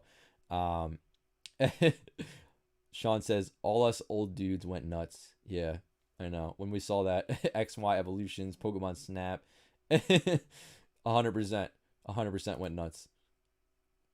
Well, let's move on to the next question on the form here. All right, so this question is from Chris. This is a market question. The goal is to make collecting and selling a full-time job. The question is, should I wait for the market to cool off before investing in cards and boosters? So that's a lot of, you know, on a lot of people's minds right now. They're like, let's wait. You know, let's wait until the market cools off and we can start picking up things at when the prices drop. But you have to be careful because you don't know when that could happen. You know, I mean, I think that there's eventually going to be a correction to some degree. I don't see it being like that. You know, I see the correction being like that, you know, or like we're like this and then like that, you know, 10, 20% cool off on some of the stuff. But you have to be careful with the modern stuff. I think modern is going to have the biggest sort of degree of correction eventually. But that's the thing though, is that we're still like, we're going like this, right? We're like this right now. So if we're right here, like if we're like right here and you want to wait until it cools off, this is the one thing you have to worry about, is that we could be like that by the time we get a cool off. but then you're up here when you could have grabbed it here. So you got to be careful of that. So nobody knows how this is gonna happen, but I think the older, right, the older the stuff is, the less of a correction that we're gonna see, especially when we're looking at like sealed old, vintage booster boxes, really old, the older rare stuff. The modern stuff, I think, is going to be the stuff that takes the biggest correction, because there's going to be more people that aren't going to be sticking around long term. They're going to be, they're going to jump into Pokemon maybe like 6 months or something, and then just dump everything eventually. So that's what you got to worry about for the modern. And most of their stuff, maybe like modern, right? So modern could have the biggest correction. I don't know, what to expect from it, but I think modern could have the correction. But then it's like still like when people say like, oh my gosh, like it's gonna drop or whatever. Like even if, like, this is the thing though, even if modern has like a 30% correction or like a 40% correction or something even more, the thing is, if you bought it right here, like as we're like going up like here, and say we're right here, just for example, like I mentioned earlier, and then like we still have like all this to go, and then there is like a correction like that, but it's like you bought it here, even though there's like a huge correction down to that, you still bought it in a good time. But then I guess there really is just a question of where are we on this trajectory, right? Like, are we here right now? Are we here? Like, where are we? So that's the one thing just to think about with that. Waiting, it could work out, it could not work out. It really depends, and nobody knows for sure. This is all opinion based, by the way, guys. So there's no one set answer for anything. Everybody has their own opinions on things, so keep that in mind. Keep that in mind, guys. This is my personal opinion, and everybody else has their opinion, which everybody's allowed to have their own opinion. And I see you guys in the chat as always. Like, you guys, you can throw down your opinions, whatever you think. Nobody knows the answer for sure. I know I don't know the answer for sure. I know no matter who you are in collecting or whatever, nobody knows. Nobody knows. Nobody knows. Nobody. All you can do is take a collection, everyone's opinion together, and form your own opinion, and then just go for it. Andrew F, your question is, or your goal is to get back to get my Wizard of the Coast collection graded. The question is, just wondering how you think these cards would grade. So we have some photos here of some cards. We're going to see how they may grade. We'll take a peek. You guys, if you can throw those up on here if you're curious, if you want to get an idea of, what your card could grade. You can always submit it here on the forum down below with your question. You can throw up the photos, and, we could take a look and see exactly what the card may grade. And I'm pulling these up right now. Let me just get the back photo. And then we have one more photo here, if I can pull it up. All right, there we go. So I think these are in the correct order, hopefully. There we go. Okay. Switch back here to the screen. All right, so we have a Typhlosion. So we're looking at what this could grade. The centering on it it's pretty good. It's off a little bit left to right and top to bottom though. And we can take a zoom in here with this card in particular. It is Japanese, but it is a lighter hollow background, so I'm not seeing any scratches from this photo. That doesn't mean that there isn't scratches. The front centering, it could be a little too off for a 10. It's right on the border. Then we look at the back here, we see that there is some damage. We can see at the top there, you can see a fingerprint there too, so watch out for fingerprints. You got there's a fingerprint on the back. You got some edge wear up there. So this could be something probably more like an 8 or a 9, depending on how that is. And then we look at this other card. We also have a Lugia, which has a big print line going through it. So you can see right here, there's a print line going all the way across the whole thing. And then we do have some scratches on here, which leads me to believe that this one maybe has scratches that we're not seeing due to the angle and the penny sleeve. But this one has some scratches for sure on the front. The centering's off. That's too off for a 10. You're looking at least down to like from just the front, probably down a combination of the print line, the scratches, and the centering down to probably like an 8 on the front. Then the back is not really bad. Or maybe this is the Typhlosion back. My mistake, because that has the penny sleeve. That's the Typhlosion back. So let me reassess this again. The Typhlosion could probably be more like a 9 with that back. And then this is the back of the Lugia, because it's out of the penny sleeve, I'm assuming. So yeah, this Lugia is looking more like an 8 in my opinion. And it depends also if you have any kinds of bends on the card, because you do have a lot of glare, so I can't see that. But yeah, you're probably looking more like an 8 on the Lugia. Hopefully that helped you out a bit there. All right, so let's see what the next question is going to be here.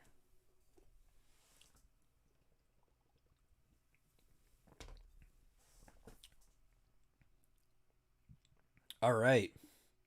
Question from Floyd, buying and selling question. The question is, I've got bulk, Hidden Fates. Should I sell together or separate? Shiny, then there's shiny vault cards. So I'm assuming they're the shinies. So whenever you piece out cards, you usually get the most value. You could do a big lot, throw it up on auction, and try to get it that way. There's a lot of different ways to go. It really just depends on how much time you have, how much you want to, how much value you want to get from it, how easy of the selling process you want it to be. There's no one straight answer to that one, unfortunately. So I can't give you a 100% answer on that. Bad Heaven, what's going on? Thank you for the question. This is a collecting question, and the question is, which booster box would you rather have? Wizards of the Coast Unlimited or EX Series set? That's a cool question. Okay, I like that question. Keep the gears moving, right? Let's keep us thinking. So guys, why don't you put a hashtag in the chat, either hashtag Wizards of the Coast Unlimited or put hashtag EX Series.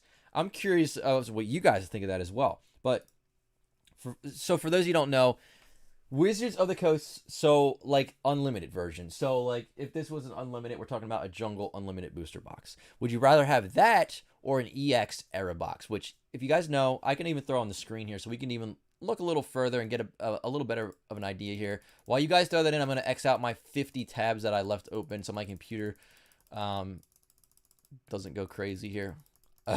Okay, a little cleanup on the tabs up top there. So what I'm going to do is I'm going to go to PokeLector here. So this is a website for those of you guys that don't know where it shows all the sets of different Pokemon cards and different eras. So we're talking about Wizards of the Coast. So we could, you could say Rocket or Fossil or Jungle or Neo set and Unlimited. So, or we talk about EX era, which a lot of these sets are really hard to get.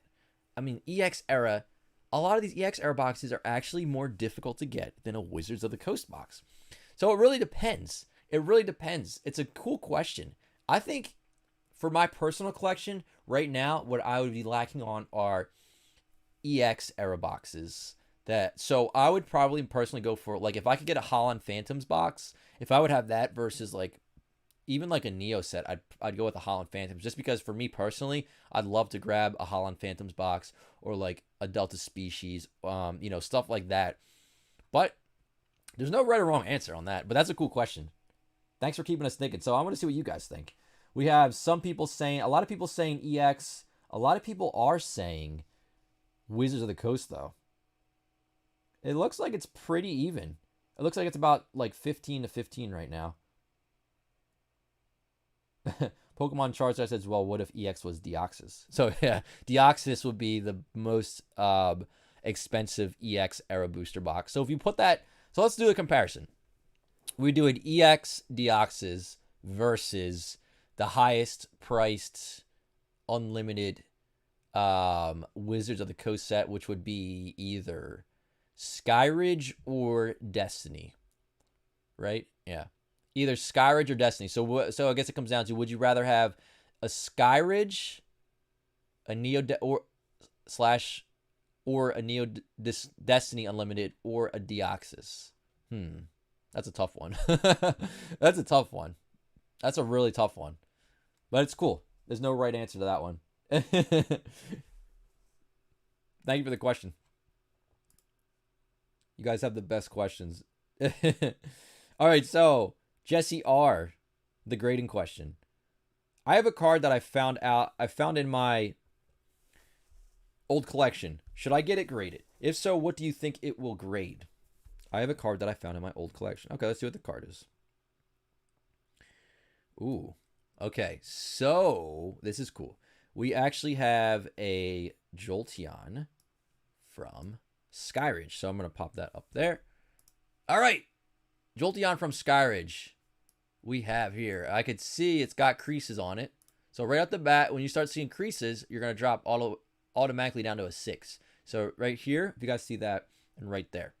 All right, so you got like creases on here already, which is going to drop you to a 6. But let's see. We have another angle here. It looks pretty clean just looking at it like that. But see, that's the thing. If I only had that photo to go off of, I would have never saw that. So that's why I say to you guys, maybe I would have. It's really small right there, but I can see it. And then some scratches there on the front.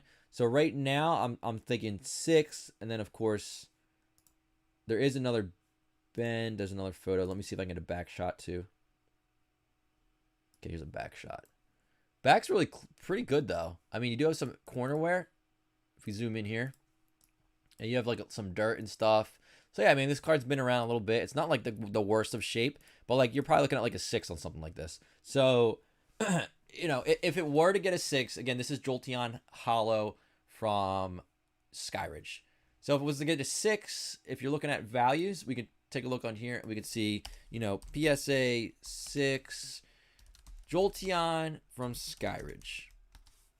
And we pull that up. And, you know, it's tough to find something like that. But maybe we could try like a 7 just to get a little bit of an idea. Let's go under sold. Maybe we'll see something under sold here. Let's see. Yeah, you can't really find any. I mean, I would assume, you know, it's an old card. It's from Skyridge. Maybe let's see if there's got to be some 8s at least, maybe. No? Oh. Well, can't really get an idea on the price of that, unfortunately, right now. But, you know what? It's cool. It's a cool card. If you want to grab that in a 6, it'd probably come back in something like a PSA 6. So, I'd do it. I'd probably do it if I had it, just because it's an old Wizards of the Coast card from Skyridge, which is a pretty rare set. So, nice card either way, though.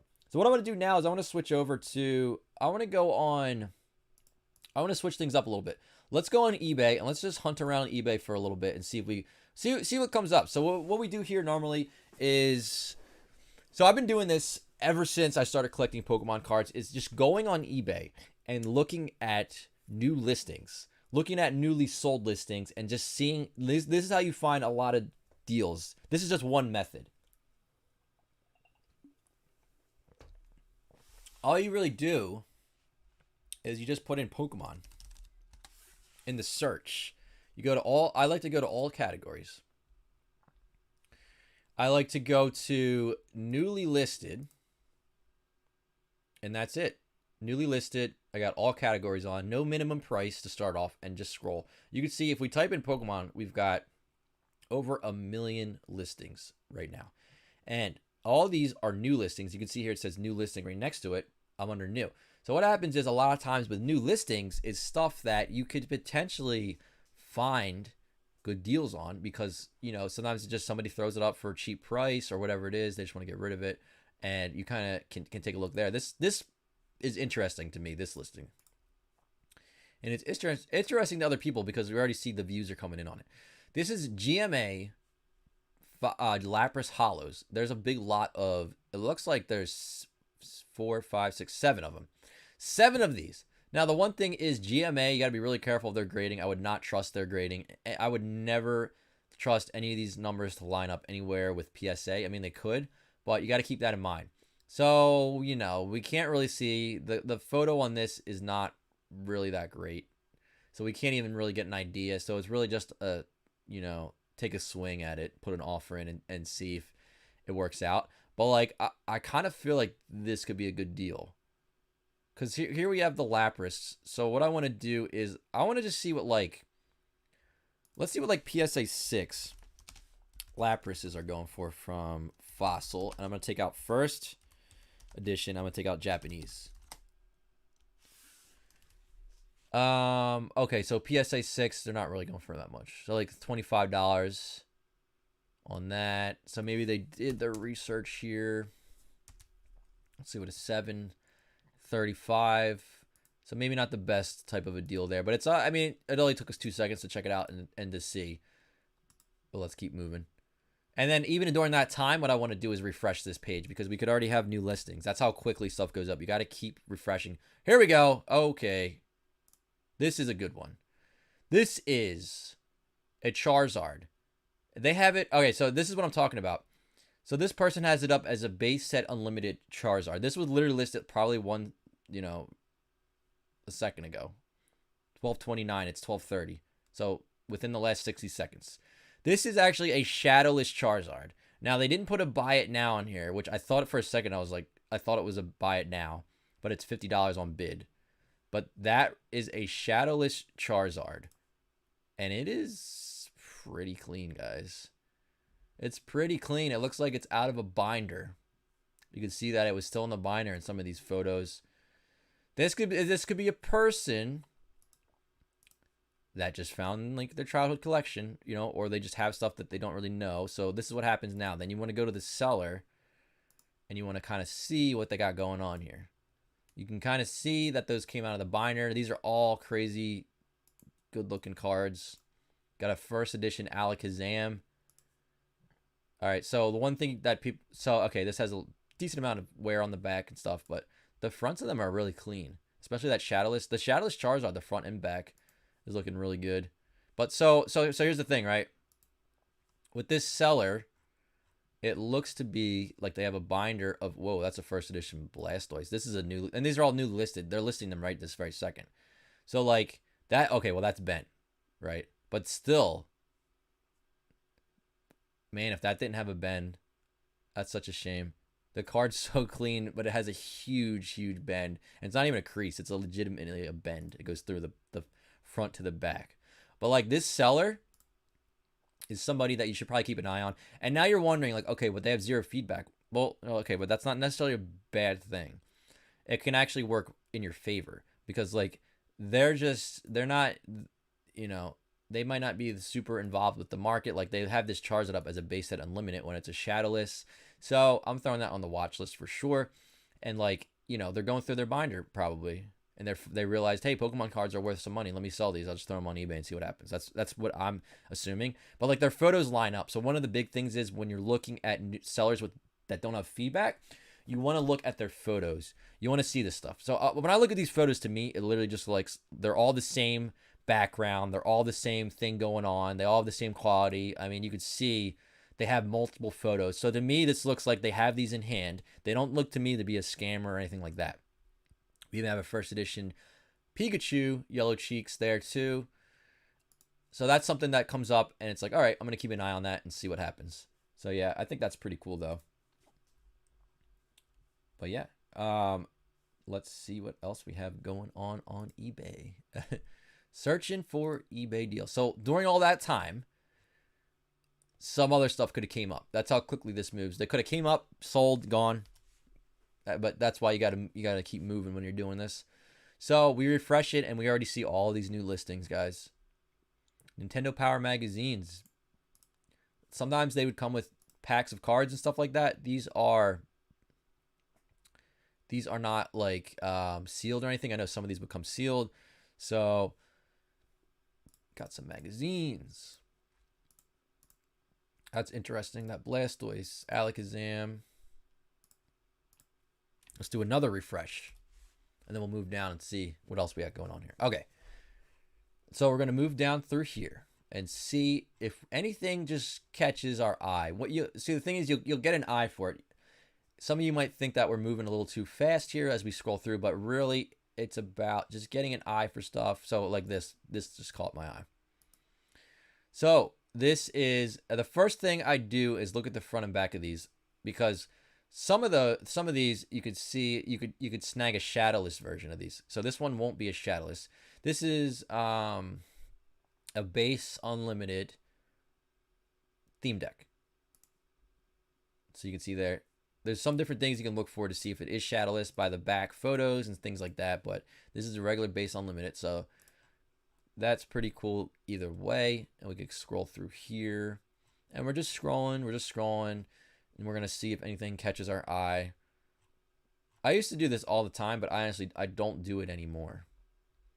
All right, so this is what we call a fake. It looks like it could be, is this fake or is it the lighting?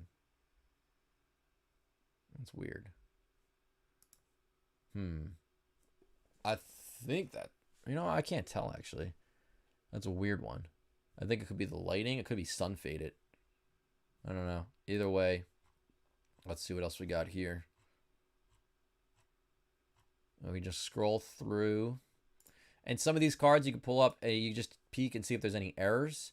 Like the Blastoise, there's a red dot error that is right here sometimes. Right here. There's the no stage Blastoise. It would say put Blastoise on the blank stage.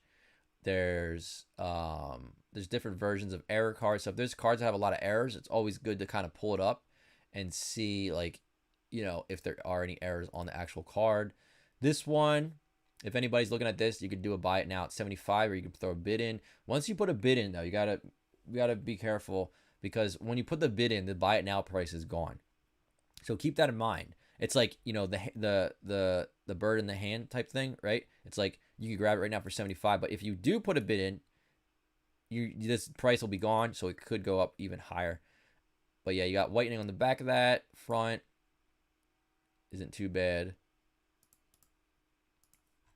Let's see what else we got here. We're going to scroll through a bit and see if anything else pops up, because these are all still within the last, we're down to 12, 19, so within the last 15 minutes. Once you start moving a little further in, you know, a little further back, it starts to get, things start getting picked off pretty quickly. So you gotta kind of just go down and then refresh it again. So that's the end of the first page. I'm already back about 20 minutes. So at that point, I do a refresh, and let's see what else comes up here. All right, so you got to be careful of fake games. I'm going to pull this up. Got to be careful of fake games. So this is a fake game. They never did green version in English. All right, so that's fake. It says they have 10 available. They're only $16 each. I'm going to assume this one's a fake as well, because they have 10 available, $16 each. That's way under market. Pokemon Gold, Game Boy Color. Game Boy game ships same day.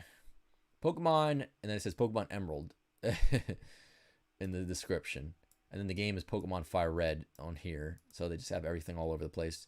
Country of manufacture, China. Okay. They don't say it's fake. They say it's unbranded. So they try to list stuff without it saying that's fake. So you got to be careful of cheap Game Boy games like this. You can tell by different ways, but they don't let you see down below and where the actual pins are. You could tell, you can look down there and see if you see copyrights. You can open it up, and as soon as you open up the game, you'll know right away as well. You can tell by the sticker. The colors look off on the sticker too. So keep that in mind, guys. Be very careful. People just sell fake games. I mean, if you just want to play the game for 15 bucks, but it's a fake. So just so you know, it might not play through correctly because it's going to be emulated. So keep that in mind. Ponyta, $15. First edition on bid. We have a lot of non-holos. There's a fake red version there too. All right, so now let's do another refresh. I'll do one more refresh and see if anything else pops up. There's silver as well, so they have them all. They're all fake, of course. Flareon. We have. So now I'm gonna do one other thing. What I would also do is let's put up something higher priced minimum. So let's do $4.99, $500. So let's just see any high-end listings that were recently listed as well, just to kind of sort through some of the lower, you know, some stuff isn't really worth even looking at. Then we have some higher priced things. Vintage Nintendo 64 game shirt. We have, okay, so like something like this is kind of cool. These were listed today as well. Jungle First Edition. That's pretty cool. All right, I'll show you guys a close-up of these. This is all posted today. So a lot of people Saturday, you know, mornings also post things. Got a base and limited booster box. Check that out. Whoa.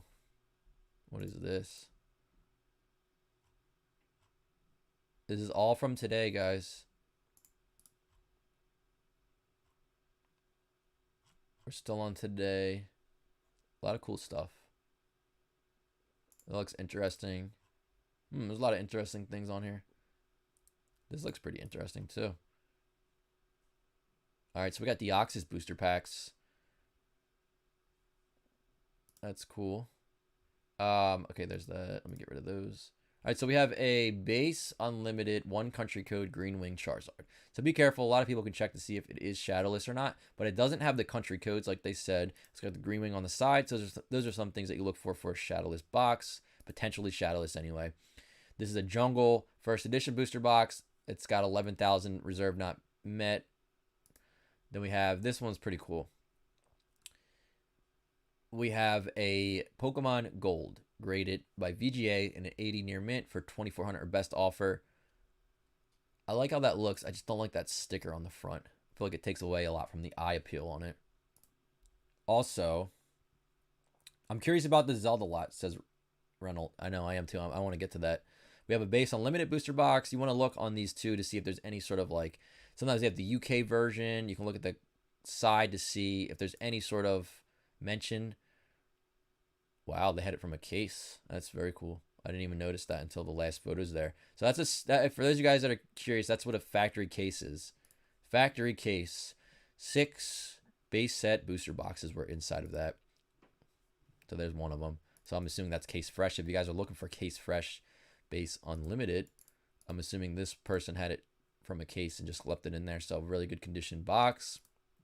So here it is. This has caught my eye. This is new. It has a lot of views. Wow. New vintage Nintendo 64, Atari, Zelda, Gold, Mario, Ocarina of Time, N64 Majora's Mask. So a lot of sealed video games. I'm not sure. Okay. Wow. Atari. There's an Ocarina of Time. Pokemon Puzzle League. Kirby Crystal 64. Paper Mario Excite Bike 64. And Majora's Mask I see down there. All sealed. That's pretty cool. Okay. Neo Geo. All right, so if we go down in the description, we can see exactly what it is. Factory sealed Nintendo 64 Legend of Zelda Ocarina of Time Collector's Edition. Only offered a few minutes on the first day of release. All right, so it's just a bunch of stuff. The main thing to look in the move is N64 Legend of Zelda Collector's Edition 64-bit system cover, as well as a factory sealed Legend of Zelda Ocarina of Time Gold Collector's Edition game. The bundled then is included as well. Never been available on eBay until now. This is interesting. I never even heard of that. So it's some sort of like, but like I've seen the Collector's Edition before, but then there's this that came with it and it's still sealed, I think. I'm not sure. I'd have to do some research, but it seems like it's something that's pretty limited that you couldn't really find. Okay, that's cool. That is cool. We also have a Fossil Unlimited booster box that was listed, $5,400. It's got the case and everything with it as well. And then we have a lot of Wizards of the Coast cards in a binder. It's a nice binder. Okay, so I accidentally clicked off of the main page here. So what I want to do is just really quickly, I want to go to the sold listings and just see the new listings that we might have missed that could have been crazy, because you never know. All right, so what I'm gonna do is go to sold, and then what you can do is you can do Control F and you can put new listing, so we could see the sold, but we want to see sold listings that were new. So a Charizard V sold for $10. Where are we at here? All right, here we go. Fake Charizard, Crystal Guardians. Registeel EX from Hidden Legends and a PSA 9 sold for 50 or best offer. That was a new listing. A Dark Blastoise sold for 22. Anything crazy? All right, so here's a Charmander. Remember we were talking about Charmander last week? This is the Charmander. Somebody asked if they should sell theirs for $1,500 last week. So this one went for $1,800 or best offer just now, and it was a new listing. So what we could do is we can go to watch count. This website will actually show us what the price of it actually sold for. We just paste in the item number and we go to history, and it doesn't say. Interesting. Sometimes it doesn't say. So that went for $1,800 or best offer, and it was a new listing that just sold now. So that's pretty interesting to see that. And yeah, I think, well, this is interesting. An EX Ruby Sapphire box, that was a new listing, also sold $9,000 or best offer. Maybe we'll see if this one will show us what it sold for.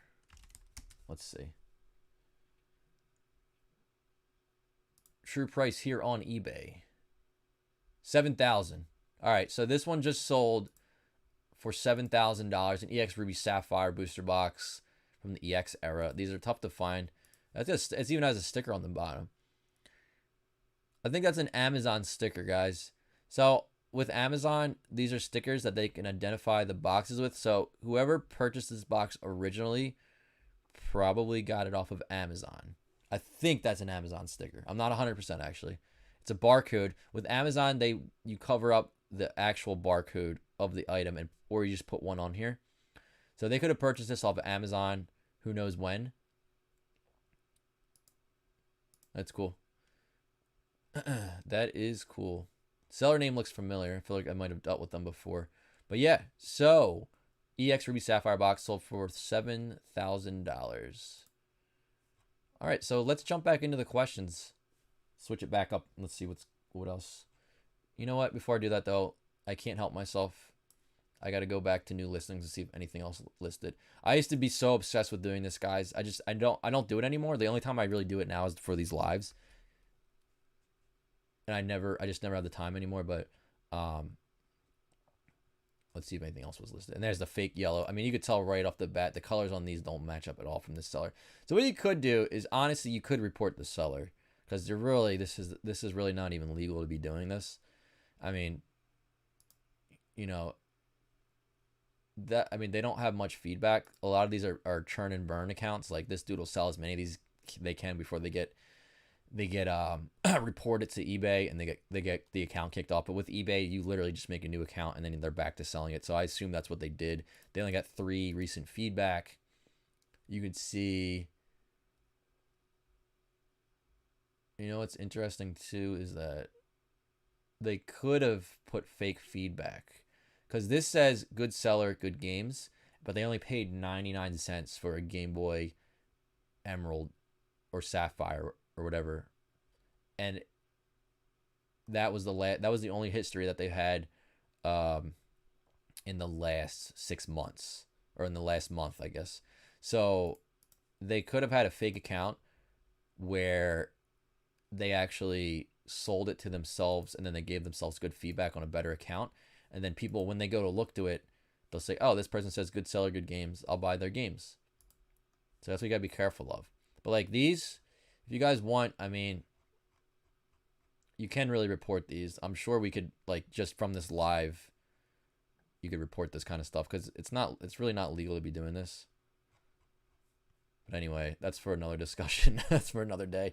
But yeah, I think that's probably going to do it for the new listings here. See if anything else pops up. Anything else that looks interesting? Darkness Ablaze, Charizard VMax, pack fresh for $115. I know these cards have, they're not going to hold crazy value just because they're a lot easier to pull. So keep that in mind, guys. If you're looking to invest in like the VMax Charizards, I'd be real careful. There's going to be a lot of those on the market. A lot, for sure. Well, let's move over to the live Q&A. Chin Pokemon, what's going on? Reynolds says reproduction. Yep, reproduction. That's how they do it. Yeah. What's going on? Thanks for joining up here. I'm watching the Real Breaking Nate video where he opens up your mystery box. Says KCN. Oh, dude, he put that up. So guys, Real Breaking Nate just hit 500,000 subscribers. So again, congratulations, Real Breaking Nate. I ended up sending him something out. So he said he was going to put it up today. So I guess he did put it up. So I definitely am going to check that out after this live is over. But if you guys want to check out Real Breaking Nate on YouTube, of course, awesome dude out there doing his thing, loving what he does. So keep it up, man. And I'm excited to see what your reaction to everything that I sent you. But let's move on to we'll jump back into Q&A for a bit here.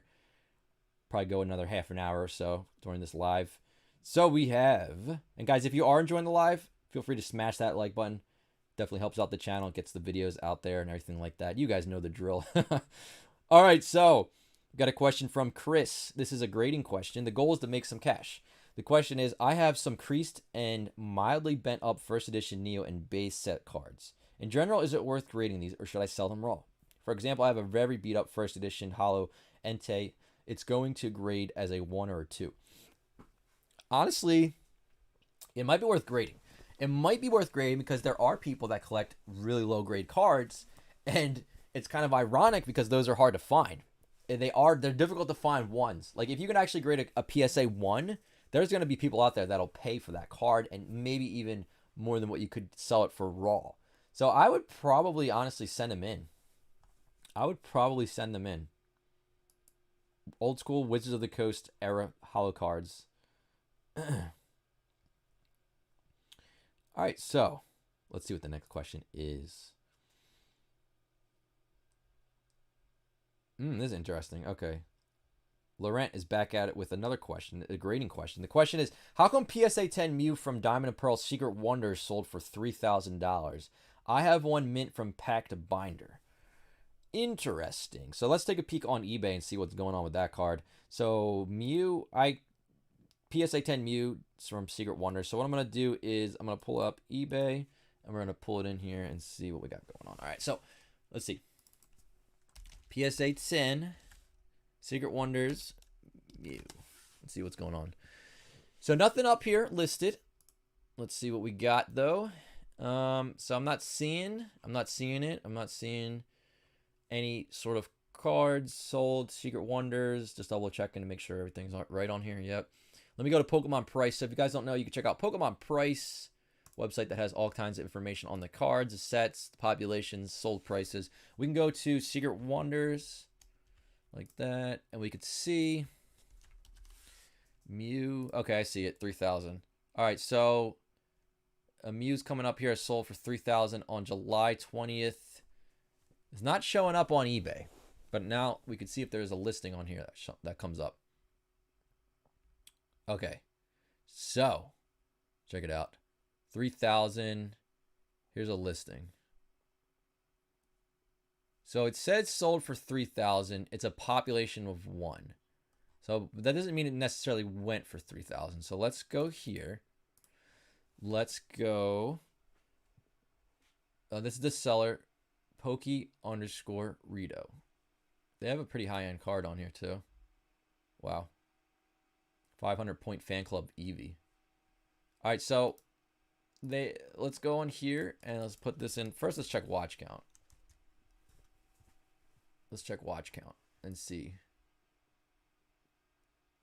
Well, I've never seen watch count come up like this before. This is weird. The item has ended with a buy it now.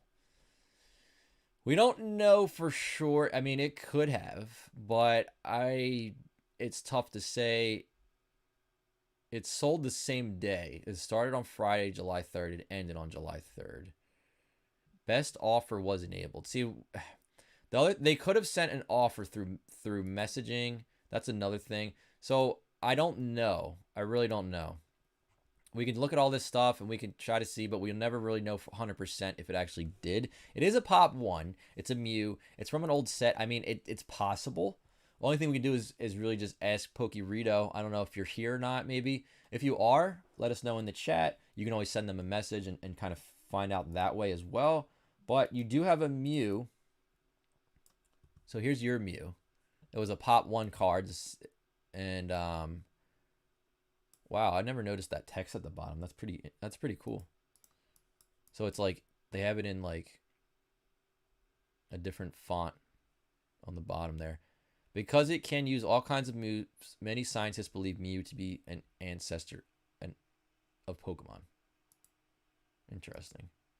Okay, and then I think you had another photo as well, maybe like a back shot of it. Let's see. Maybe not. Let me check the last photo. Oh, you do. All right. So there's the back. I mean, it probably won't get a 10. I'm seeing too much whitening spots. Like, if you had, like, 1 or 2, maybe. But, like, I see 1, 2, 3, 4. So I'd say this is probably, like, a solid 9 on this card. But, yeah. Let me check the chat and see if anybody has an answer. Hey guys, I appreciate the support. I know I can't see. I'm not able to check the live chat as much during these because I only have the 2 screens and I need to have all these different things going. But I like to jump in and just see what's going on. Dragster, I appreciate you being here, and everybody that is jumping in here. So yeah, all right. We'll see. I mean, we don't know for sure on the Mew. You know, we can only just base it off of what the seller says. But let's move on to the next question here. We're getting through a bunch of them. I'm trying to get through as many as possible today. So, all right. So the next question is going to be from Logan. It's a buying and selling question. The goal is to collect as much as I can and enjoy the journey. Hey, that is awesome. It's all about the journey. Cheers to that. The journey can be more fun than the end result. The question is, what is the most effective way to invest in buying vintage packs and cards themselves? Example, first edition booster packs, shiny zards, etc. So there's no one right way to go about it. So when you say most effective, I would assume that you would say getting the most value. So it really just depends on the hustle that you have, right? It depends on what you want to do. So, you know, you want to collect. If you're mainly focused on collecting, then, you know, the most effective way for you would be just to collect what you want to collect, right? And grab it when you can. If you're mixing in buying and selling into that as well, you know, building up the capital from other things that you don't necessarily want in your collection, use that money to fund more things that you want in your collection or more things to buy and sell to build up to your collection. So a lot of people use buying and selling in that sense where you can use that capital just solely off of buying and selling Pokemon cards to put back into your collection. A lot of people do that. I think it's a really smart move. I think that's an effective way overall to do it, but exactly of like what to purchase and things like that. It really just depends on, you know, what you can get it for and your overall cost to sold ratio, and then putting that money back into what you want to collect. I don't know if there's one specific item or, you know, specific items that you could really grab as like the best overall. It's really all speculative at this point, so nobody knows the foolproof answer to that because there is really no foolproof answer. But thank you for the question. Chris, grading question. The goal is to achieve a higher grade. Do you recommend cleaning cards before sending them to a grading service? If so, how? No, I don't recommend it. If you try to clean a card, a lot of times you'll make it worse because you'll be putting a solution on there that's going to show up. It's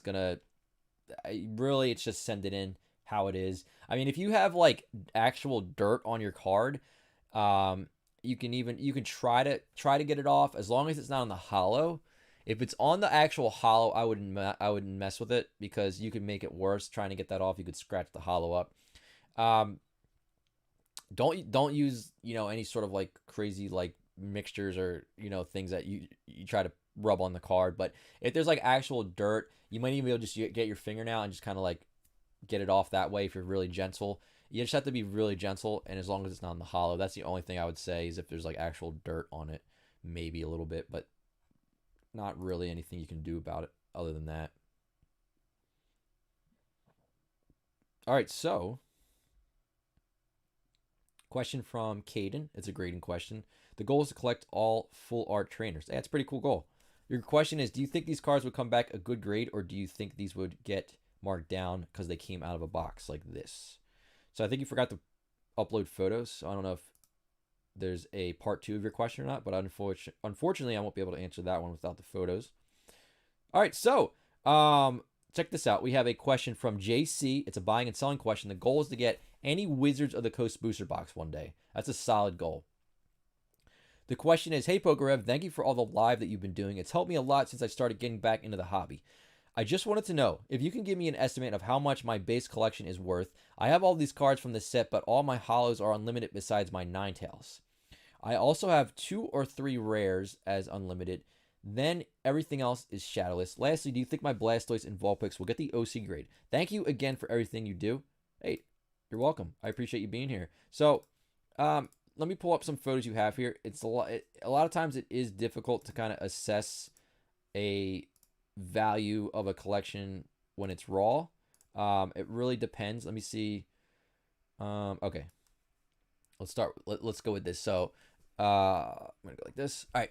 So check it out, guys. You got a binder here of cards that look like they're stored really nicely, right? You have that really nice binder, and I can see you double sleeve them. So you got the penny sleeve and then also into the binder. And it's one of those really high-end binders where you're not going to have to worry about the cards bending. So that's one thing, guys, is make sure you get good binders that don't get the ones that have the rings. You know, like the school binders. Don't use those. Get an Ultra Pro binder or something like that. And actually, you know, get a good binder, because if you put them in the wrong kind of binder over time and it's stored wrong, like you can actually bend all those cards that are against the rings, like the 3-ring binders. Definitely would not recommend that at all. But let me pull up some photos, some more photos here, and it looks like you got a lot of base, a little like a different mixture of base and stuff. Let's see, got a bunch of photos. All right, so let me do this. So number one, like I said, it really depends on the condition. Now these look like they were stored really well. So like if you're looking at a lot of 9s, you know, it's really comes down to, like, that's the thing, right? With Charizard, like this could be like a $400 card, or it could be like a $6,000 card, just that Charizard alone. So that's going to be difficult to say for sure with a lot of the hollows. It all comes down to the condition. I don't see anything about condition on here, so that's a little tough to say. But I mean, overall, your collection's looking really good. You got, these are all unlimited. Of course, Machamp only came in first edition, so the first edition Machamp, it's still in that sleeve thing, and all these were stored really well. And if they were, I mean, if they were put in from pack to sleeve, I mean, they could be all high, you know, 9s and 10s. You got a Shadowless Ninetales. That's really solid. You did mention that. You have some Shadowless, a lot of Shadowless base set cards here. Those are all definitely awesome to see. You have a lot more Shadowless. A lot of the non-hollows are all Shadowless here. Some more Shadowless War Turtle. I mean, you got a lot of really cool stuff in this binder. The binder looks top notch in terms of, like, this is, if any of you guys are taking notes on how to store cards properly loose, like this is it right here. I would recommend it this way, like literally just putting it into a binder like this, putting the sleeve on, and then putting it into the actual binder, like Ultra Pro binder. So let me see if there's any more photos. You wanted to know if the Blastoise and Vulpix will get the OC grade. Okay. So these are separate cards. Blastoise. No, I don't. I think it's not enough. I think if it were more like, let me zoom in a little bit. I think if this top border was like up maybe there, you would. I don't think this one will get it. And then the Vulpix. Let's see. Vulpix. No, it's another one where it's not going to be enough, in my opinion. Like, whoops, what's happening? So the border, the same thing. It should come down more than that. They're not going to give it the OC. I just know how PSA is. They're not going to give it to the OC grade. You need to be more like up here, I would say, for it to hit the OC. But it's an awesome card. It's worth a shot. I mean, this, you know, it might, you never know. But I just know how PSA is. They don't like handing it out unless it's like really, really obvious.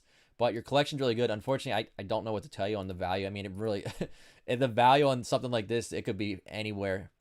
It could be anywhere from, you know, a couple thousand to 10,000 plus. It really depends on what the card conditions are. That's a lot of things that a lot of new collectors, not saying if you're a new collector or not, but just overall new collectors will realize is that it all comes down to condition. You know, a lot of people will see, oh, this card sold for $5,000. I have the same card, and they pull it out, and then it's like a PSA, 4. It's not going to be anywhere near that price. It all is going to be on that condition. It's all about the condition. All right, let's move on here. Let's get some more questions in, guys. I hope you're having a fun time in the chat. Seems like everybody is doing well. I just want to double check, see everybody is good. Stephen D, want to welcome you to the Book Cave Adventurer membership. Thank you so much for jumping in on that. I appreciate you joining up for the membership. I appreciate the support. Make sure you check out the members community tab where you can jump in on the exclusive members only once a month opening. That's going to be at the end of this month, the Ultimate Charizard Hunt. You can grab packs. Just go to the community tab. It'll give you all the information there if you want to jump in on that, as well as all the other perks. So I appreciate it. All right, so let's move on to the next question. Next question is going to be from Chris Turner. What's going on, Chris? The goal is still want to be a superstar. I hear you. The question is not so much a question, but I wanted to tell you thanks for everything and show off what this live helped me get. Oh, no way. Let's see it. Let's see what you got. Dude. Oh, that's cool. All right. We got Legendary Collection PSA 8. I remember you bringing that up. Yeah. And oh, you got both of them. I think I remember your question before was, should I get the signed Arita Evolutions Charizard or should I get the Legendary Collection PSA 8? I think that was you. I think it was, but congrats. So check it out. From the live, Chris was able to snag these, I guess from the help that everybody had here. So that's awesome to see. Legendary Collection and the Arita signed Evolutions Charizard. That is sick. Congratulations. I'm happy for you. I'm happy to see that you got that in your collection. That's awesome. That is too cool. Thank you, Chris. And as always, guys, you can always throw in stuff like that in the chat as well on the forum. Like just cool, just stuff, like just recent pickups, cool stories about collecting, with photos and just overall just adds to the conversation. I think it's really cool to share it with all of us here in the Poke Cave. Mystic Mew, what's going on? So, Mystic Mew, Rev, do you think it's worth grading these to get the OC grade? Ooh, all right, let's see. And let me X off some tabs. I'm getting crazy with the tabs again. A little clean up here. Okay, we're better now. And no, tell me it's going to load. Please. It always happens once in a while when we get to like a certain point in the live, my Google thing crashes. All right. All right. Not going to load. Let's see. 1276. All right. So what I have to do is X this off, guys. Hopefully this doesn't end the stream. If it does, I apologize. And that'll be the end of the stream. But I'm hoping it doesn't. Please don't end it. Okay. I don't know if I'm still live, but bear with me for 1 second here, guys. I got to get resituated. I think I'm still live. I think we're still good. So, guys, 1 second here. I got to pull all this back up again. Google Forms. Do that. Go like this. Go back to the questions. I think we're back in. Okay. Hopefully we are still live. I can't see the chat, by the way, guys. 1276. For some reason. There we go. Okay. All right. I think we're good. We're going to go like that. Then I'm going to go back. I'm going to go back to my live thing. Open this back up too. Go on eBay. I think I'm still alive. I'm still alive. All right. I'm still alive. Okay, guys. Oh, awesome. Thank you, Blastoise93. Dude, still kicking it here. I appreciate it, man. I appreciate it so much. Thank you so much for hanging here, guys. Guys, of course, make sure you check out Blastoise93 down below in the description. One of our amazing mods here, holding it down in the chat, making sure you guys are having an awesome time in the Poke Cave. So, one other thing I have to do here is make sure that we're good. Let me go like this. Okay. Nope, that's not the right screen. All right. Let me go like this. Sorry, guys. Bear with me 1 second here. I'm getting resituated. Oh, no. All right, there we go. Okay. Okay, I got that. Now let me just pull this back up again one more time. One more time, guys. Sometimes, like a couple hours into the stream, my Google Forms just crashes.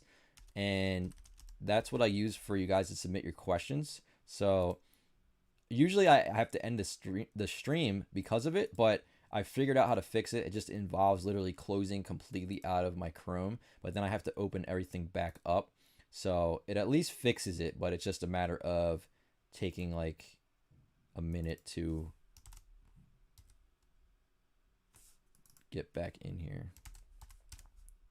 Okay, that, and then let me just double check to make sure we're still okay. Yeah, we're good. Okay, and then I just gotta go back to my YouTube live, and we're almost there.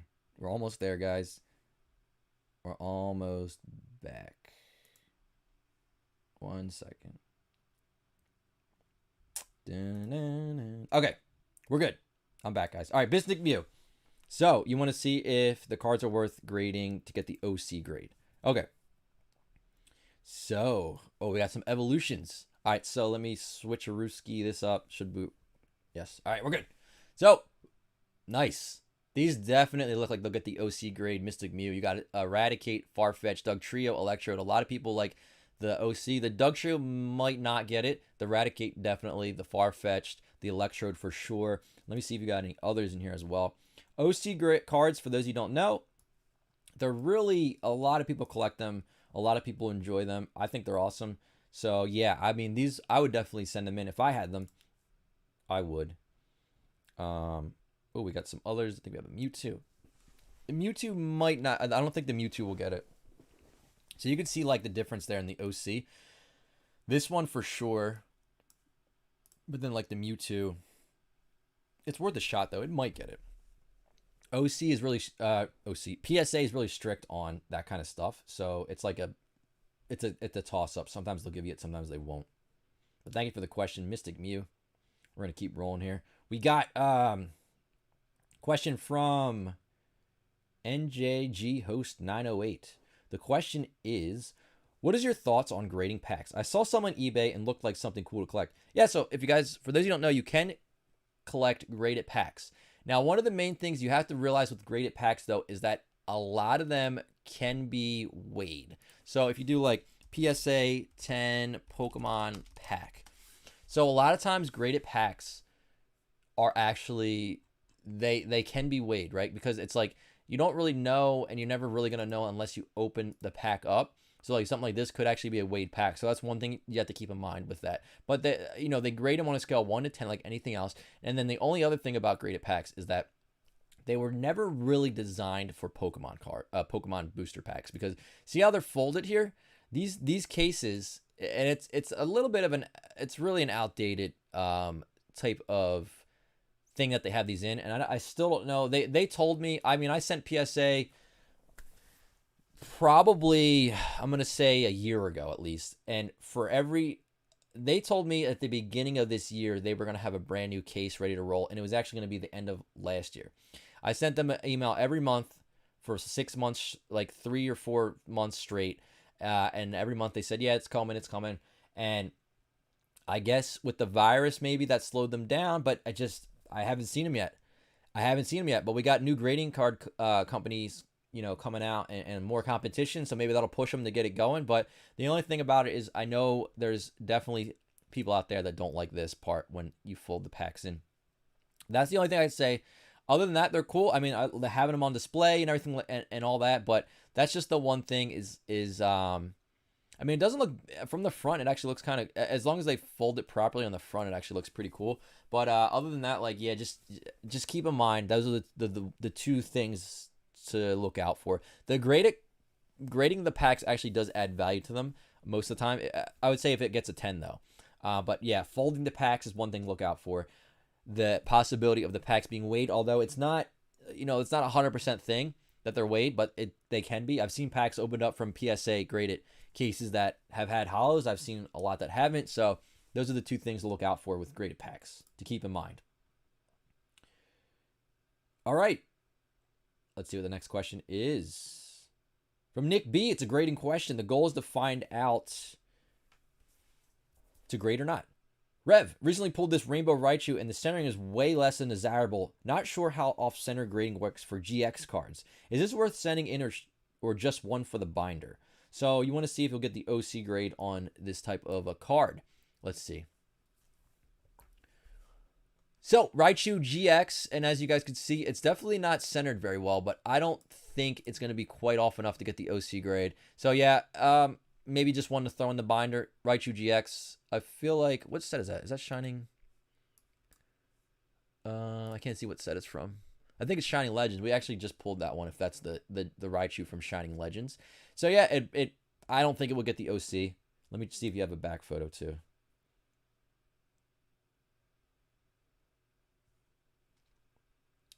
Maybe it would actually. I don't think I'm looking at the border correctly because now I see it actually is way thinner. Actually, they might. You actually could have get an OC because that's the border. I mean, there's literally nothing there almost. So yeah, maybe it's worth a shot. But yeah, I don't know. Like you said with the GX cards, I don't know how often they hand out the OC grade on those, but it's worth a shot. So maybe give that one a shot and let us know how that goes. Let us know if you get that OC grade on there. So we have Rav up next.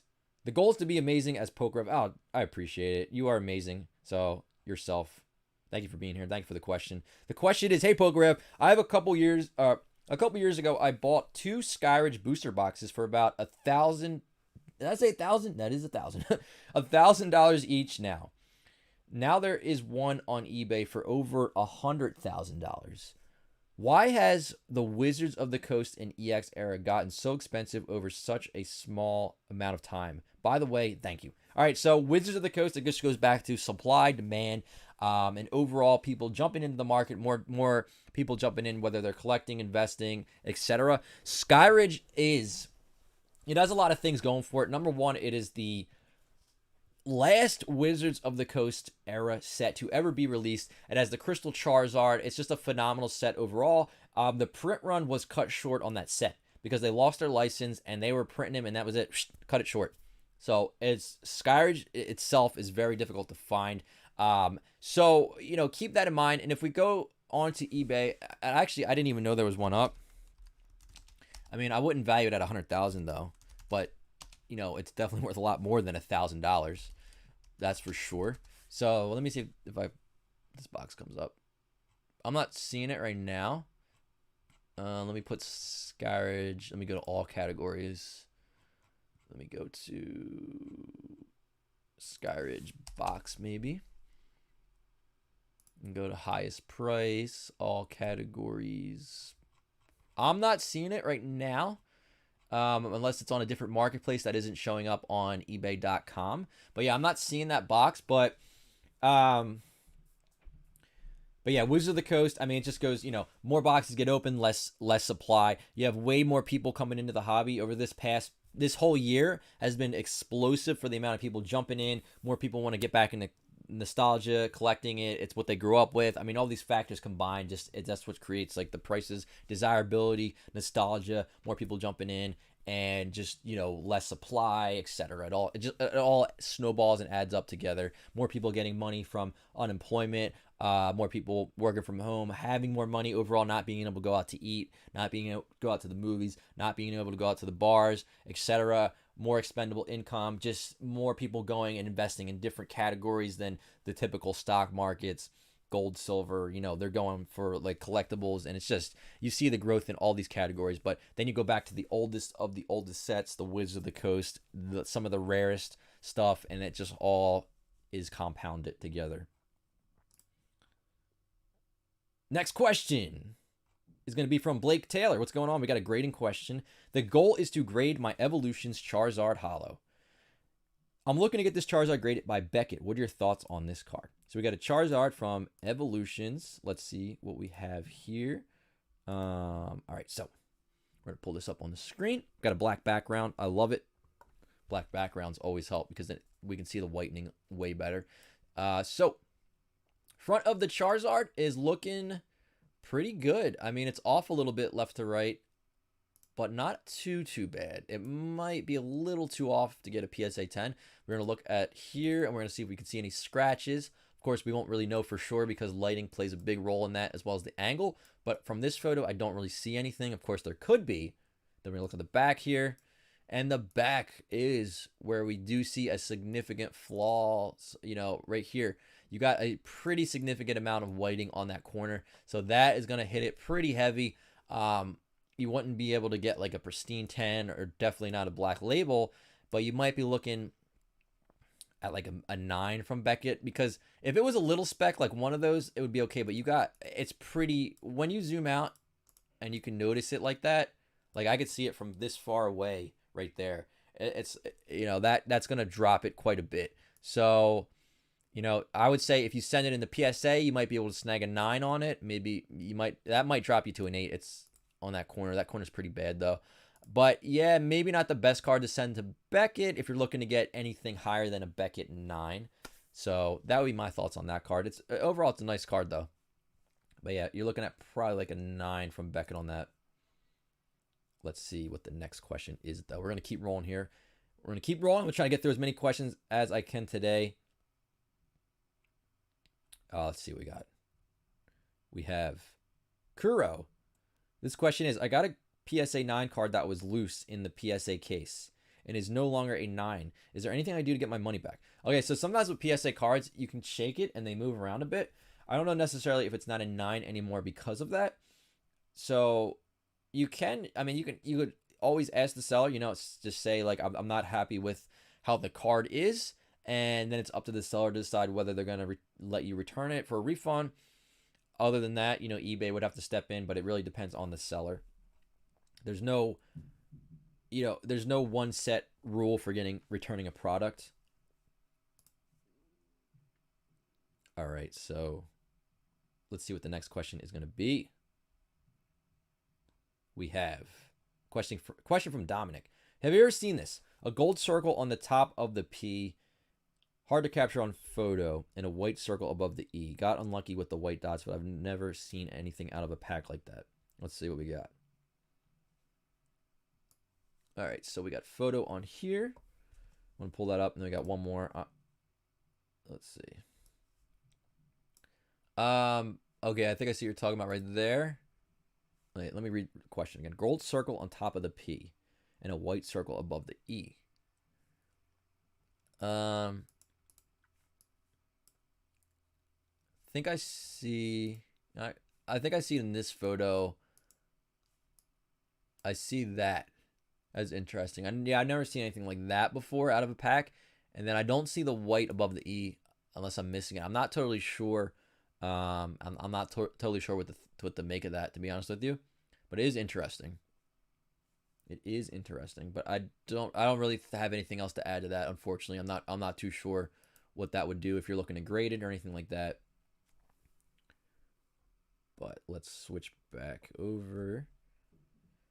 So we got a question from Chase. This is a market question. Will Pokemon movie posters go up in value? And then you have a photo here. So yeah, everything Pokemon related, especially older stuff, is it's definitely collectible. So you actually have a poster of Detective Pikachu, summer 2019. If you guys remember, that movie came out last year. With the newer stuff, it's really hard to say because everybody has an eye on things. Everybody's watching everything and holding on to things. So I don't know. This is probably something where it probably won't really go up much in value. But if you're looking out like maybe 20, 30 years from now, yeah, probably it could.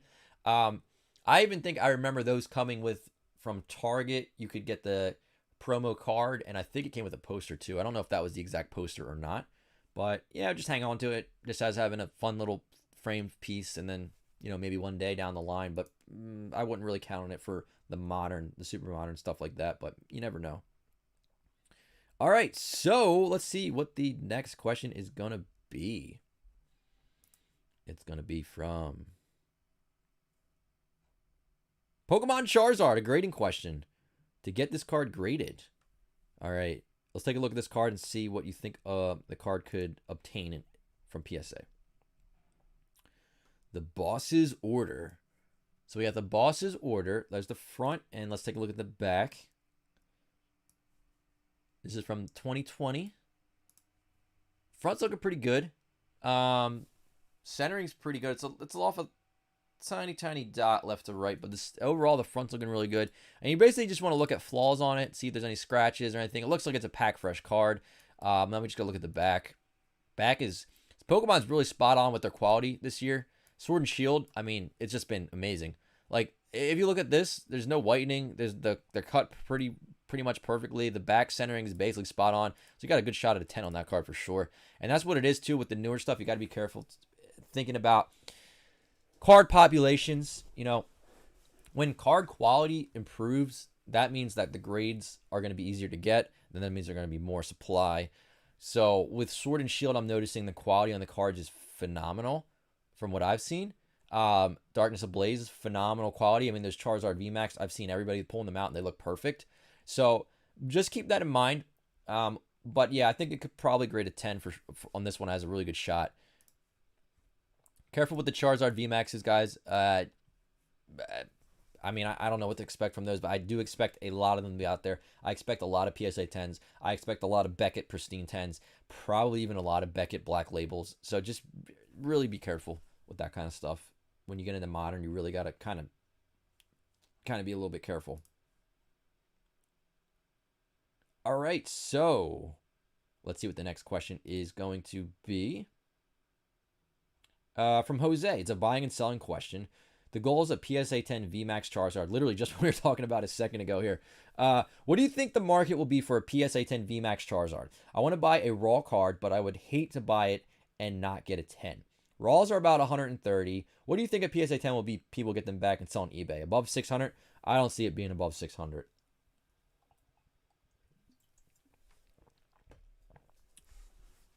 That's funny that you brought the question up. I'm getting to this question right when I brought it up, and it's a good time to dive deeper into it then. Let's dive into it. So there's a bunch of things that go through my mind when I think about this, but I'm going to just put in Charizard VMAX. I'm going to get rid of Japanese. I'm going to try to narrow it down as best as I can just to get those English Charizards. So, but yeah, like these are like the trophy ones. If you guys don't know, the trophy ones have hit the market. And yeah, they're going for quite a lot of money. But we were just looking at the English brand new release set from yesterday, Charizard VMAX. And I mean, all right, let me do it this way. Let me go lowest to highest. Lowest to highest, and let's see. It's tough to find. I mean, there's so many listings that say Charizard VMAX on here. But okay, this one was just listed $100 auction. $100, so you can't really get them for less than 100 at the moment loose, but like, see what's happening is everybody's throwing these on the market. You got so many auctions going off on these right now, it's nuts. Everybody gets the Charizard, throwing it up. This guy's been selling at $125, so you're probably, the card right now raw is looking to be about 115. I mean, here's one. I think we looked at this one earlier. It was a new listing for 115. I think that's the cheapest right now. Is 115, but you see all these auctions going right now. They're all selling like crazy. So guys, remember, keep it in mind, like I was saying earlier, a lot is going to be on the market because you guys saw how I don't want to say the word easy to pull, but I want to say a lot easier to pull than like a shiny Charizard GX, than a rainbow rare Charizard from Burning Shadows. Burning Shadows quality is way lower, like way more difficult to get to 10 as well. You keep all these things in mind. I don't think the 10s are going to hold up at 600. I really don't see them holding up at 600. Maybe a Beckett. Now let's see if there's. I think there was a Beckett that I saw went off recently, and that was like the first one. You got to keep that in mind too. And they're already dropping. All right, let me go to sold. So 9.5 auctioned off for $180. A couple of them. Keep in mind, a 9.5 is pretty close to a PSA 10. 9.5. Oh, wait, that's Japanese. Never mind, that's Japanese. I thought I got rid of Japanese listings. I guess some of them are popping up here. So we do have. Okay, so this is the auction. So like, see, these are selling. This is what I'm worried about right now. These were the first to market, so keep that in mind. This was a brand new listing. This actually was just sold yesterday. It went up yesterday and it ended yesterday. All right, it sold for, they're saying pop 6, sell today. So this is like that, what people do. They get to the cards and they want to send them into Beckett or PSA as fast as possible and be the first people in the market because they know they can say stuff like pop 6. This is the only one on the market, and then people see it like, oh my gosh, this is the brand new Charizard, and it's Beckett 10. It's almost perfect. Only thing off is a 9.5 centering, but it's like there's going to be a lot of these. I'm telling you guys. Then we had another one. This one sold right before it, so that's why they put 770, because the one, and this is the one that I saw. So this was the first one on the market, graded by Beckett. $700. I'm telling you guys, I've seen these come out of packs. They're coming out flawless. They're coming out of packs flawless. The centering is the only thing that was off a tiny bit. I would be very careful. So these are the people grabbing these at the first to market ones, and that's where you got to watch out, because I think a lot of these are going to be coming up on the market soon. We even have the Charizard V that went for $600 about a week ago. Went for $600 in a black label. Oh, it's Japanese. Never mind. Take that back. I still have Japanese listings coming up because they don't have Japanese in the title. But I mean, even that's just for Japanese. I mean, yeah, it's crazy. So okay, we go back here, and we want to see if we can find any Beckett 10 Charizard VMaxes. You got some up on auction. This one's at $520. I mean, look at this. Look how many are coming up. Are these Japanese, though, is the question. Let me see. English.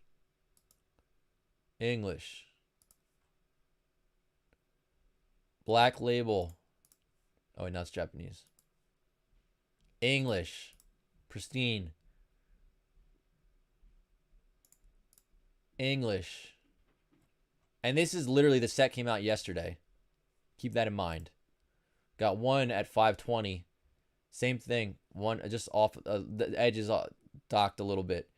520 bids already. Or $520 on the bid already. This one, centering's off a little bit. 520 at the bid already. This one, 700, buy it now. Centering's off a little bit. You know what I'm kind of thinking, I don't know. I feel like Beckett could be holding back on the black labels now, ever since that shiny Charizard thing happened. I could be wrong. Because a lot of them just have that centering as a 0.5. It's almost as if they're just docking one little thing on them. Because I haven't seen a black label yet. But you never know. But either way, so that's one of the things with this, is that the Charizard VMax,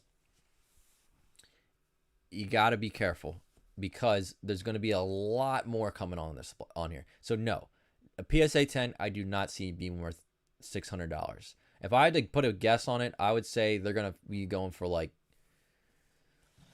$200 to $300. I would say. That's my guess. Maybe $200, $250. That's what I would put on it. And then that's the other thing is, keep in mind that Champion's Path, right? That set's coming out in a month, and you're going to have a higher rarity tier from the Charizard VMax. So there's probably going to be a rainbow version, maybe a gold version of this card coming out as well. So there's going to be a higher rarity tier coming up. So keep that in mind. Keep that in mind, guys. I just be really careful. There's going to be a lot of these on the market. There's going to be a lot on the market. Yeah, we're not opening up Pokemon cards right now. Yummy, the YouTube channel. This on Saturday mornings, we do live Q&As where we basically answer all of your guys' questions related to Pokemon cards, whether it's collecting, buying, selling, investing, because a lot of new people are jumping in. A lot of people that have been in it for a long time as well. Just general questions, general chit-chat, and just overall just having a good time and hanging out. But we open up Pokemon cards every Tuesday, Thursday, and Sunday at 6 p.m. Eastern Standard Time. So hit that subscribe button if you are new here, guys, and stick around if you'd like to see openings. We do a ton of openings. I'm going to answer a couple more questions here, and yeah, just be very careful with that. I'm glad you asked that question, because I feel like it's pretty important to hit on. All right, so let's see what the next question is going to be. It is going to be from, where'd I go? Oh, there we go. I got lost for a second. Pokemon Card Squad. What's going on? A grading question. I have just pulled a pack fresh Kartana GX last night. It's pretty off-center front to back. Do you think it would go for the OC grade? And if so, what do you honestly think it would get for a grade? All right, so let's pull up Kartana. See what we got here. All right, so on the screen. I don't think it will get the OC. with the OC, they're very, very hesitant to give them out. Even on cards that are OC, you will see a lot of times they won't give the OC for whatever reason. I think if it was off a bit more, they would give you it maybe, but I could be wrong. They could give you it maybe, but I don't think they're gonna give it on this card. I just know how they are, and they're very, very hesitant to give out the OC grade. So whether it's more work for them or whether they just, I don't know why, but it maybe on the left or right it could. It's hard to say. On this one, it's a maybe. It's definitely a maybe.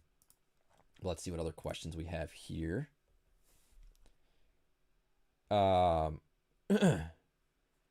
We have a question from Pikachu. What's going on?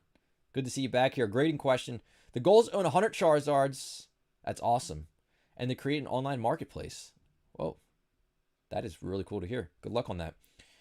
The question is, hope you're doing good. Thanks a lot for the streams and content. I was wondering if these cards could get 10s. So, let's see. We got Pokekobie. We got some Evolutions Charizard. We have, there's the front and back. I'll pull it up in 1 second, guys. Let me just grab the other photo we got here.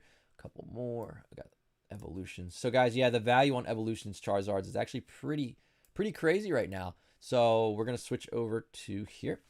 So yeah, I mean, we're looking at the card. It's off top to bottom, so I think that's going to dock it down to a 9. It's a little bit too off for the 10 on the front of that. Where'd we go? This is a very difficult card to grade. Keep that in mind as well. There's thousands and thousands of them getting submitted to PSA, and most don't come back at 10. The back has a little bit of whitening on the top there, and on the bottom corner. You're probably looking at something like a 9 on this. It might slip to an 8, but I think you're probably looking at about a 9 or so. Maybe an 8, worst case scenario. Tough to see with that other one. It looks a little better centered. For whatever reason, I can't zoom in on this type of photo. I don't know why. Tough to say, but most likely with Evolutions Charizard, you're looking at about 9s. Probably. You might be able to slip a 10 on that other one there, but it's tough to say judging from the photo. But let me grab another question here. All right, so we have Pedro buying and selling question. The goal is to get this sold and to see the best price I could sell it for. The question is, how much does a gold Zekrom from Legendary Treasures in a PSA 8 go for? And how much does an X and Y Evolutions Charizards hollow in a 9? I think the 9s are going for, I think they're like $100 or so. Maybe $150. What you can do is I can go to Pokemon Price, and I can actually pull it up and just to see what the Evolutions Charizards have been going for. Evolutions. And really, you can go on here, guys, if you do want to look at prices and stuff like that. Just check out PokemonPrice.com or eBay sold listings. So we can go to Charizard, we can go to Hollow, and we can go to PSA 9, and you can go to sold prices of 9s, and you're looking at, you can take all this other stuff out if you just want to see a single grade. So they're going up. I mean, you guys can see, oh, I got to show you the screen. You can see they're going up right here. Like, these are the 9s over time. And they're like building up here. So you're talking like 140, 120, somewhere in there, maybe even 150 or more now.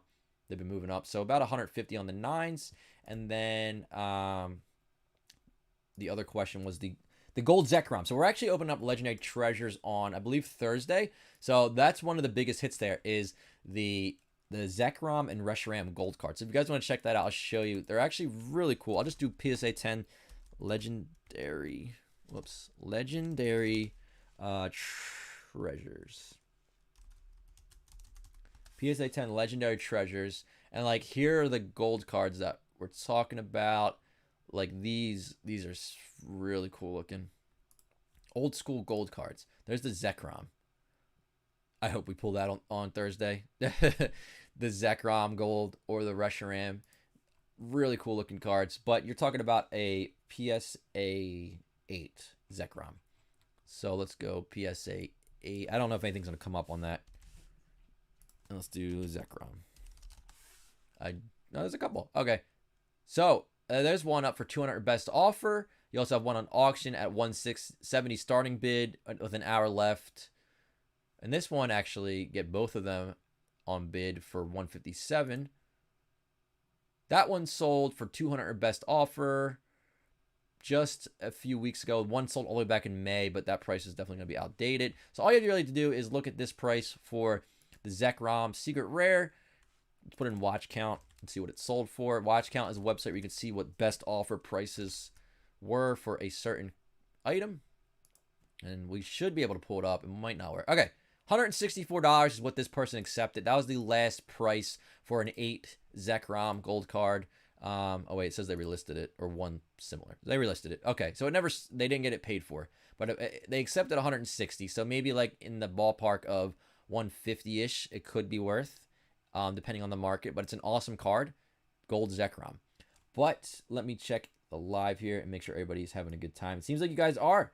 It's awesome to see, guys, and I think we are actually going to wrap it up on that note. But I appreciate you guys coming here to hang out for the live Q&A this morning. Hope you had a good time. Hope it was a lot of fun for you guys. I hope you learned something new. I hope you, networked, had a good time as well. But yeah, guys, that is going to do it. The next video that we have going up is going to be tomorrow, Sunday's opening. We have, we got Unified Minds. Check it out.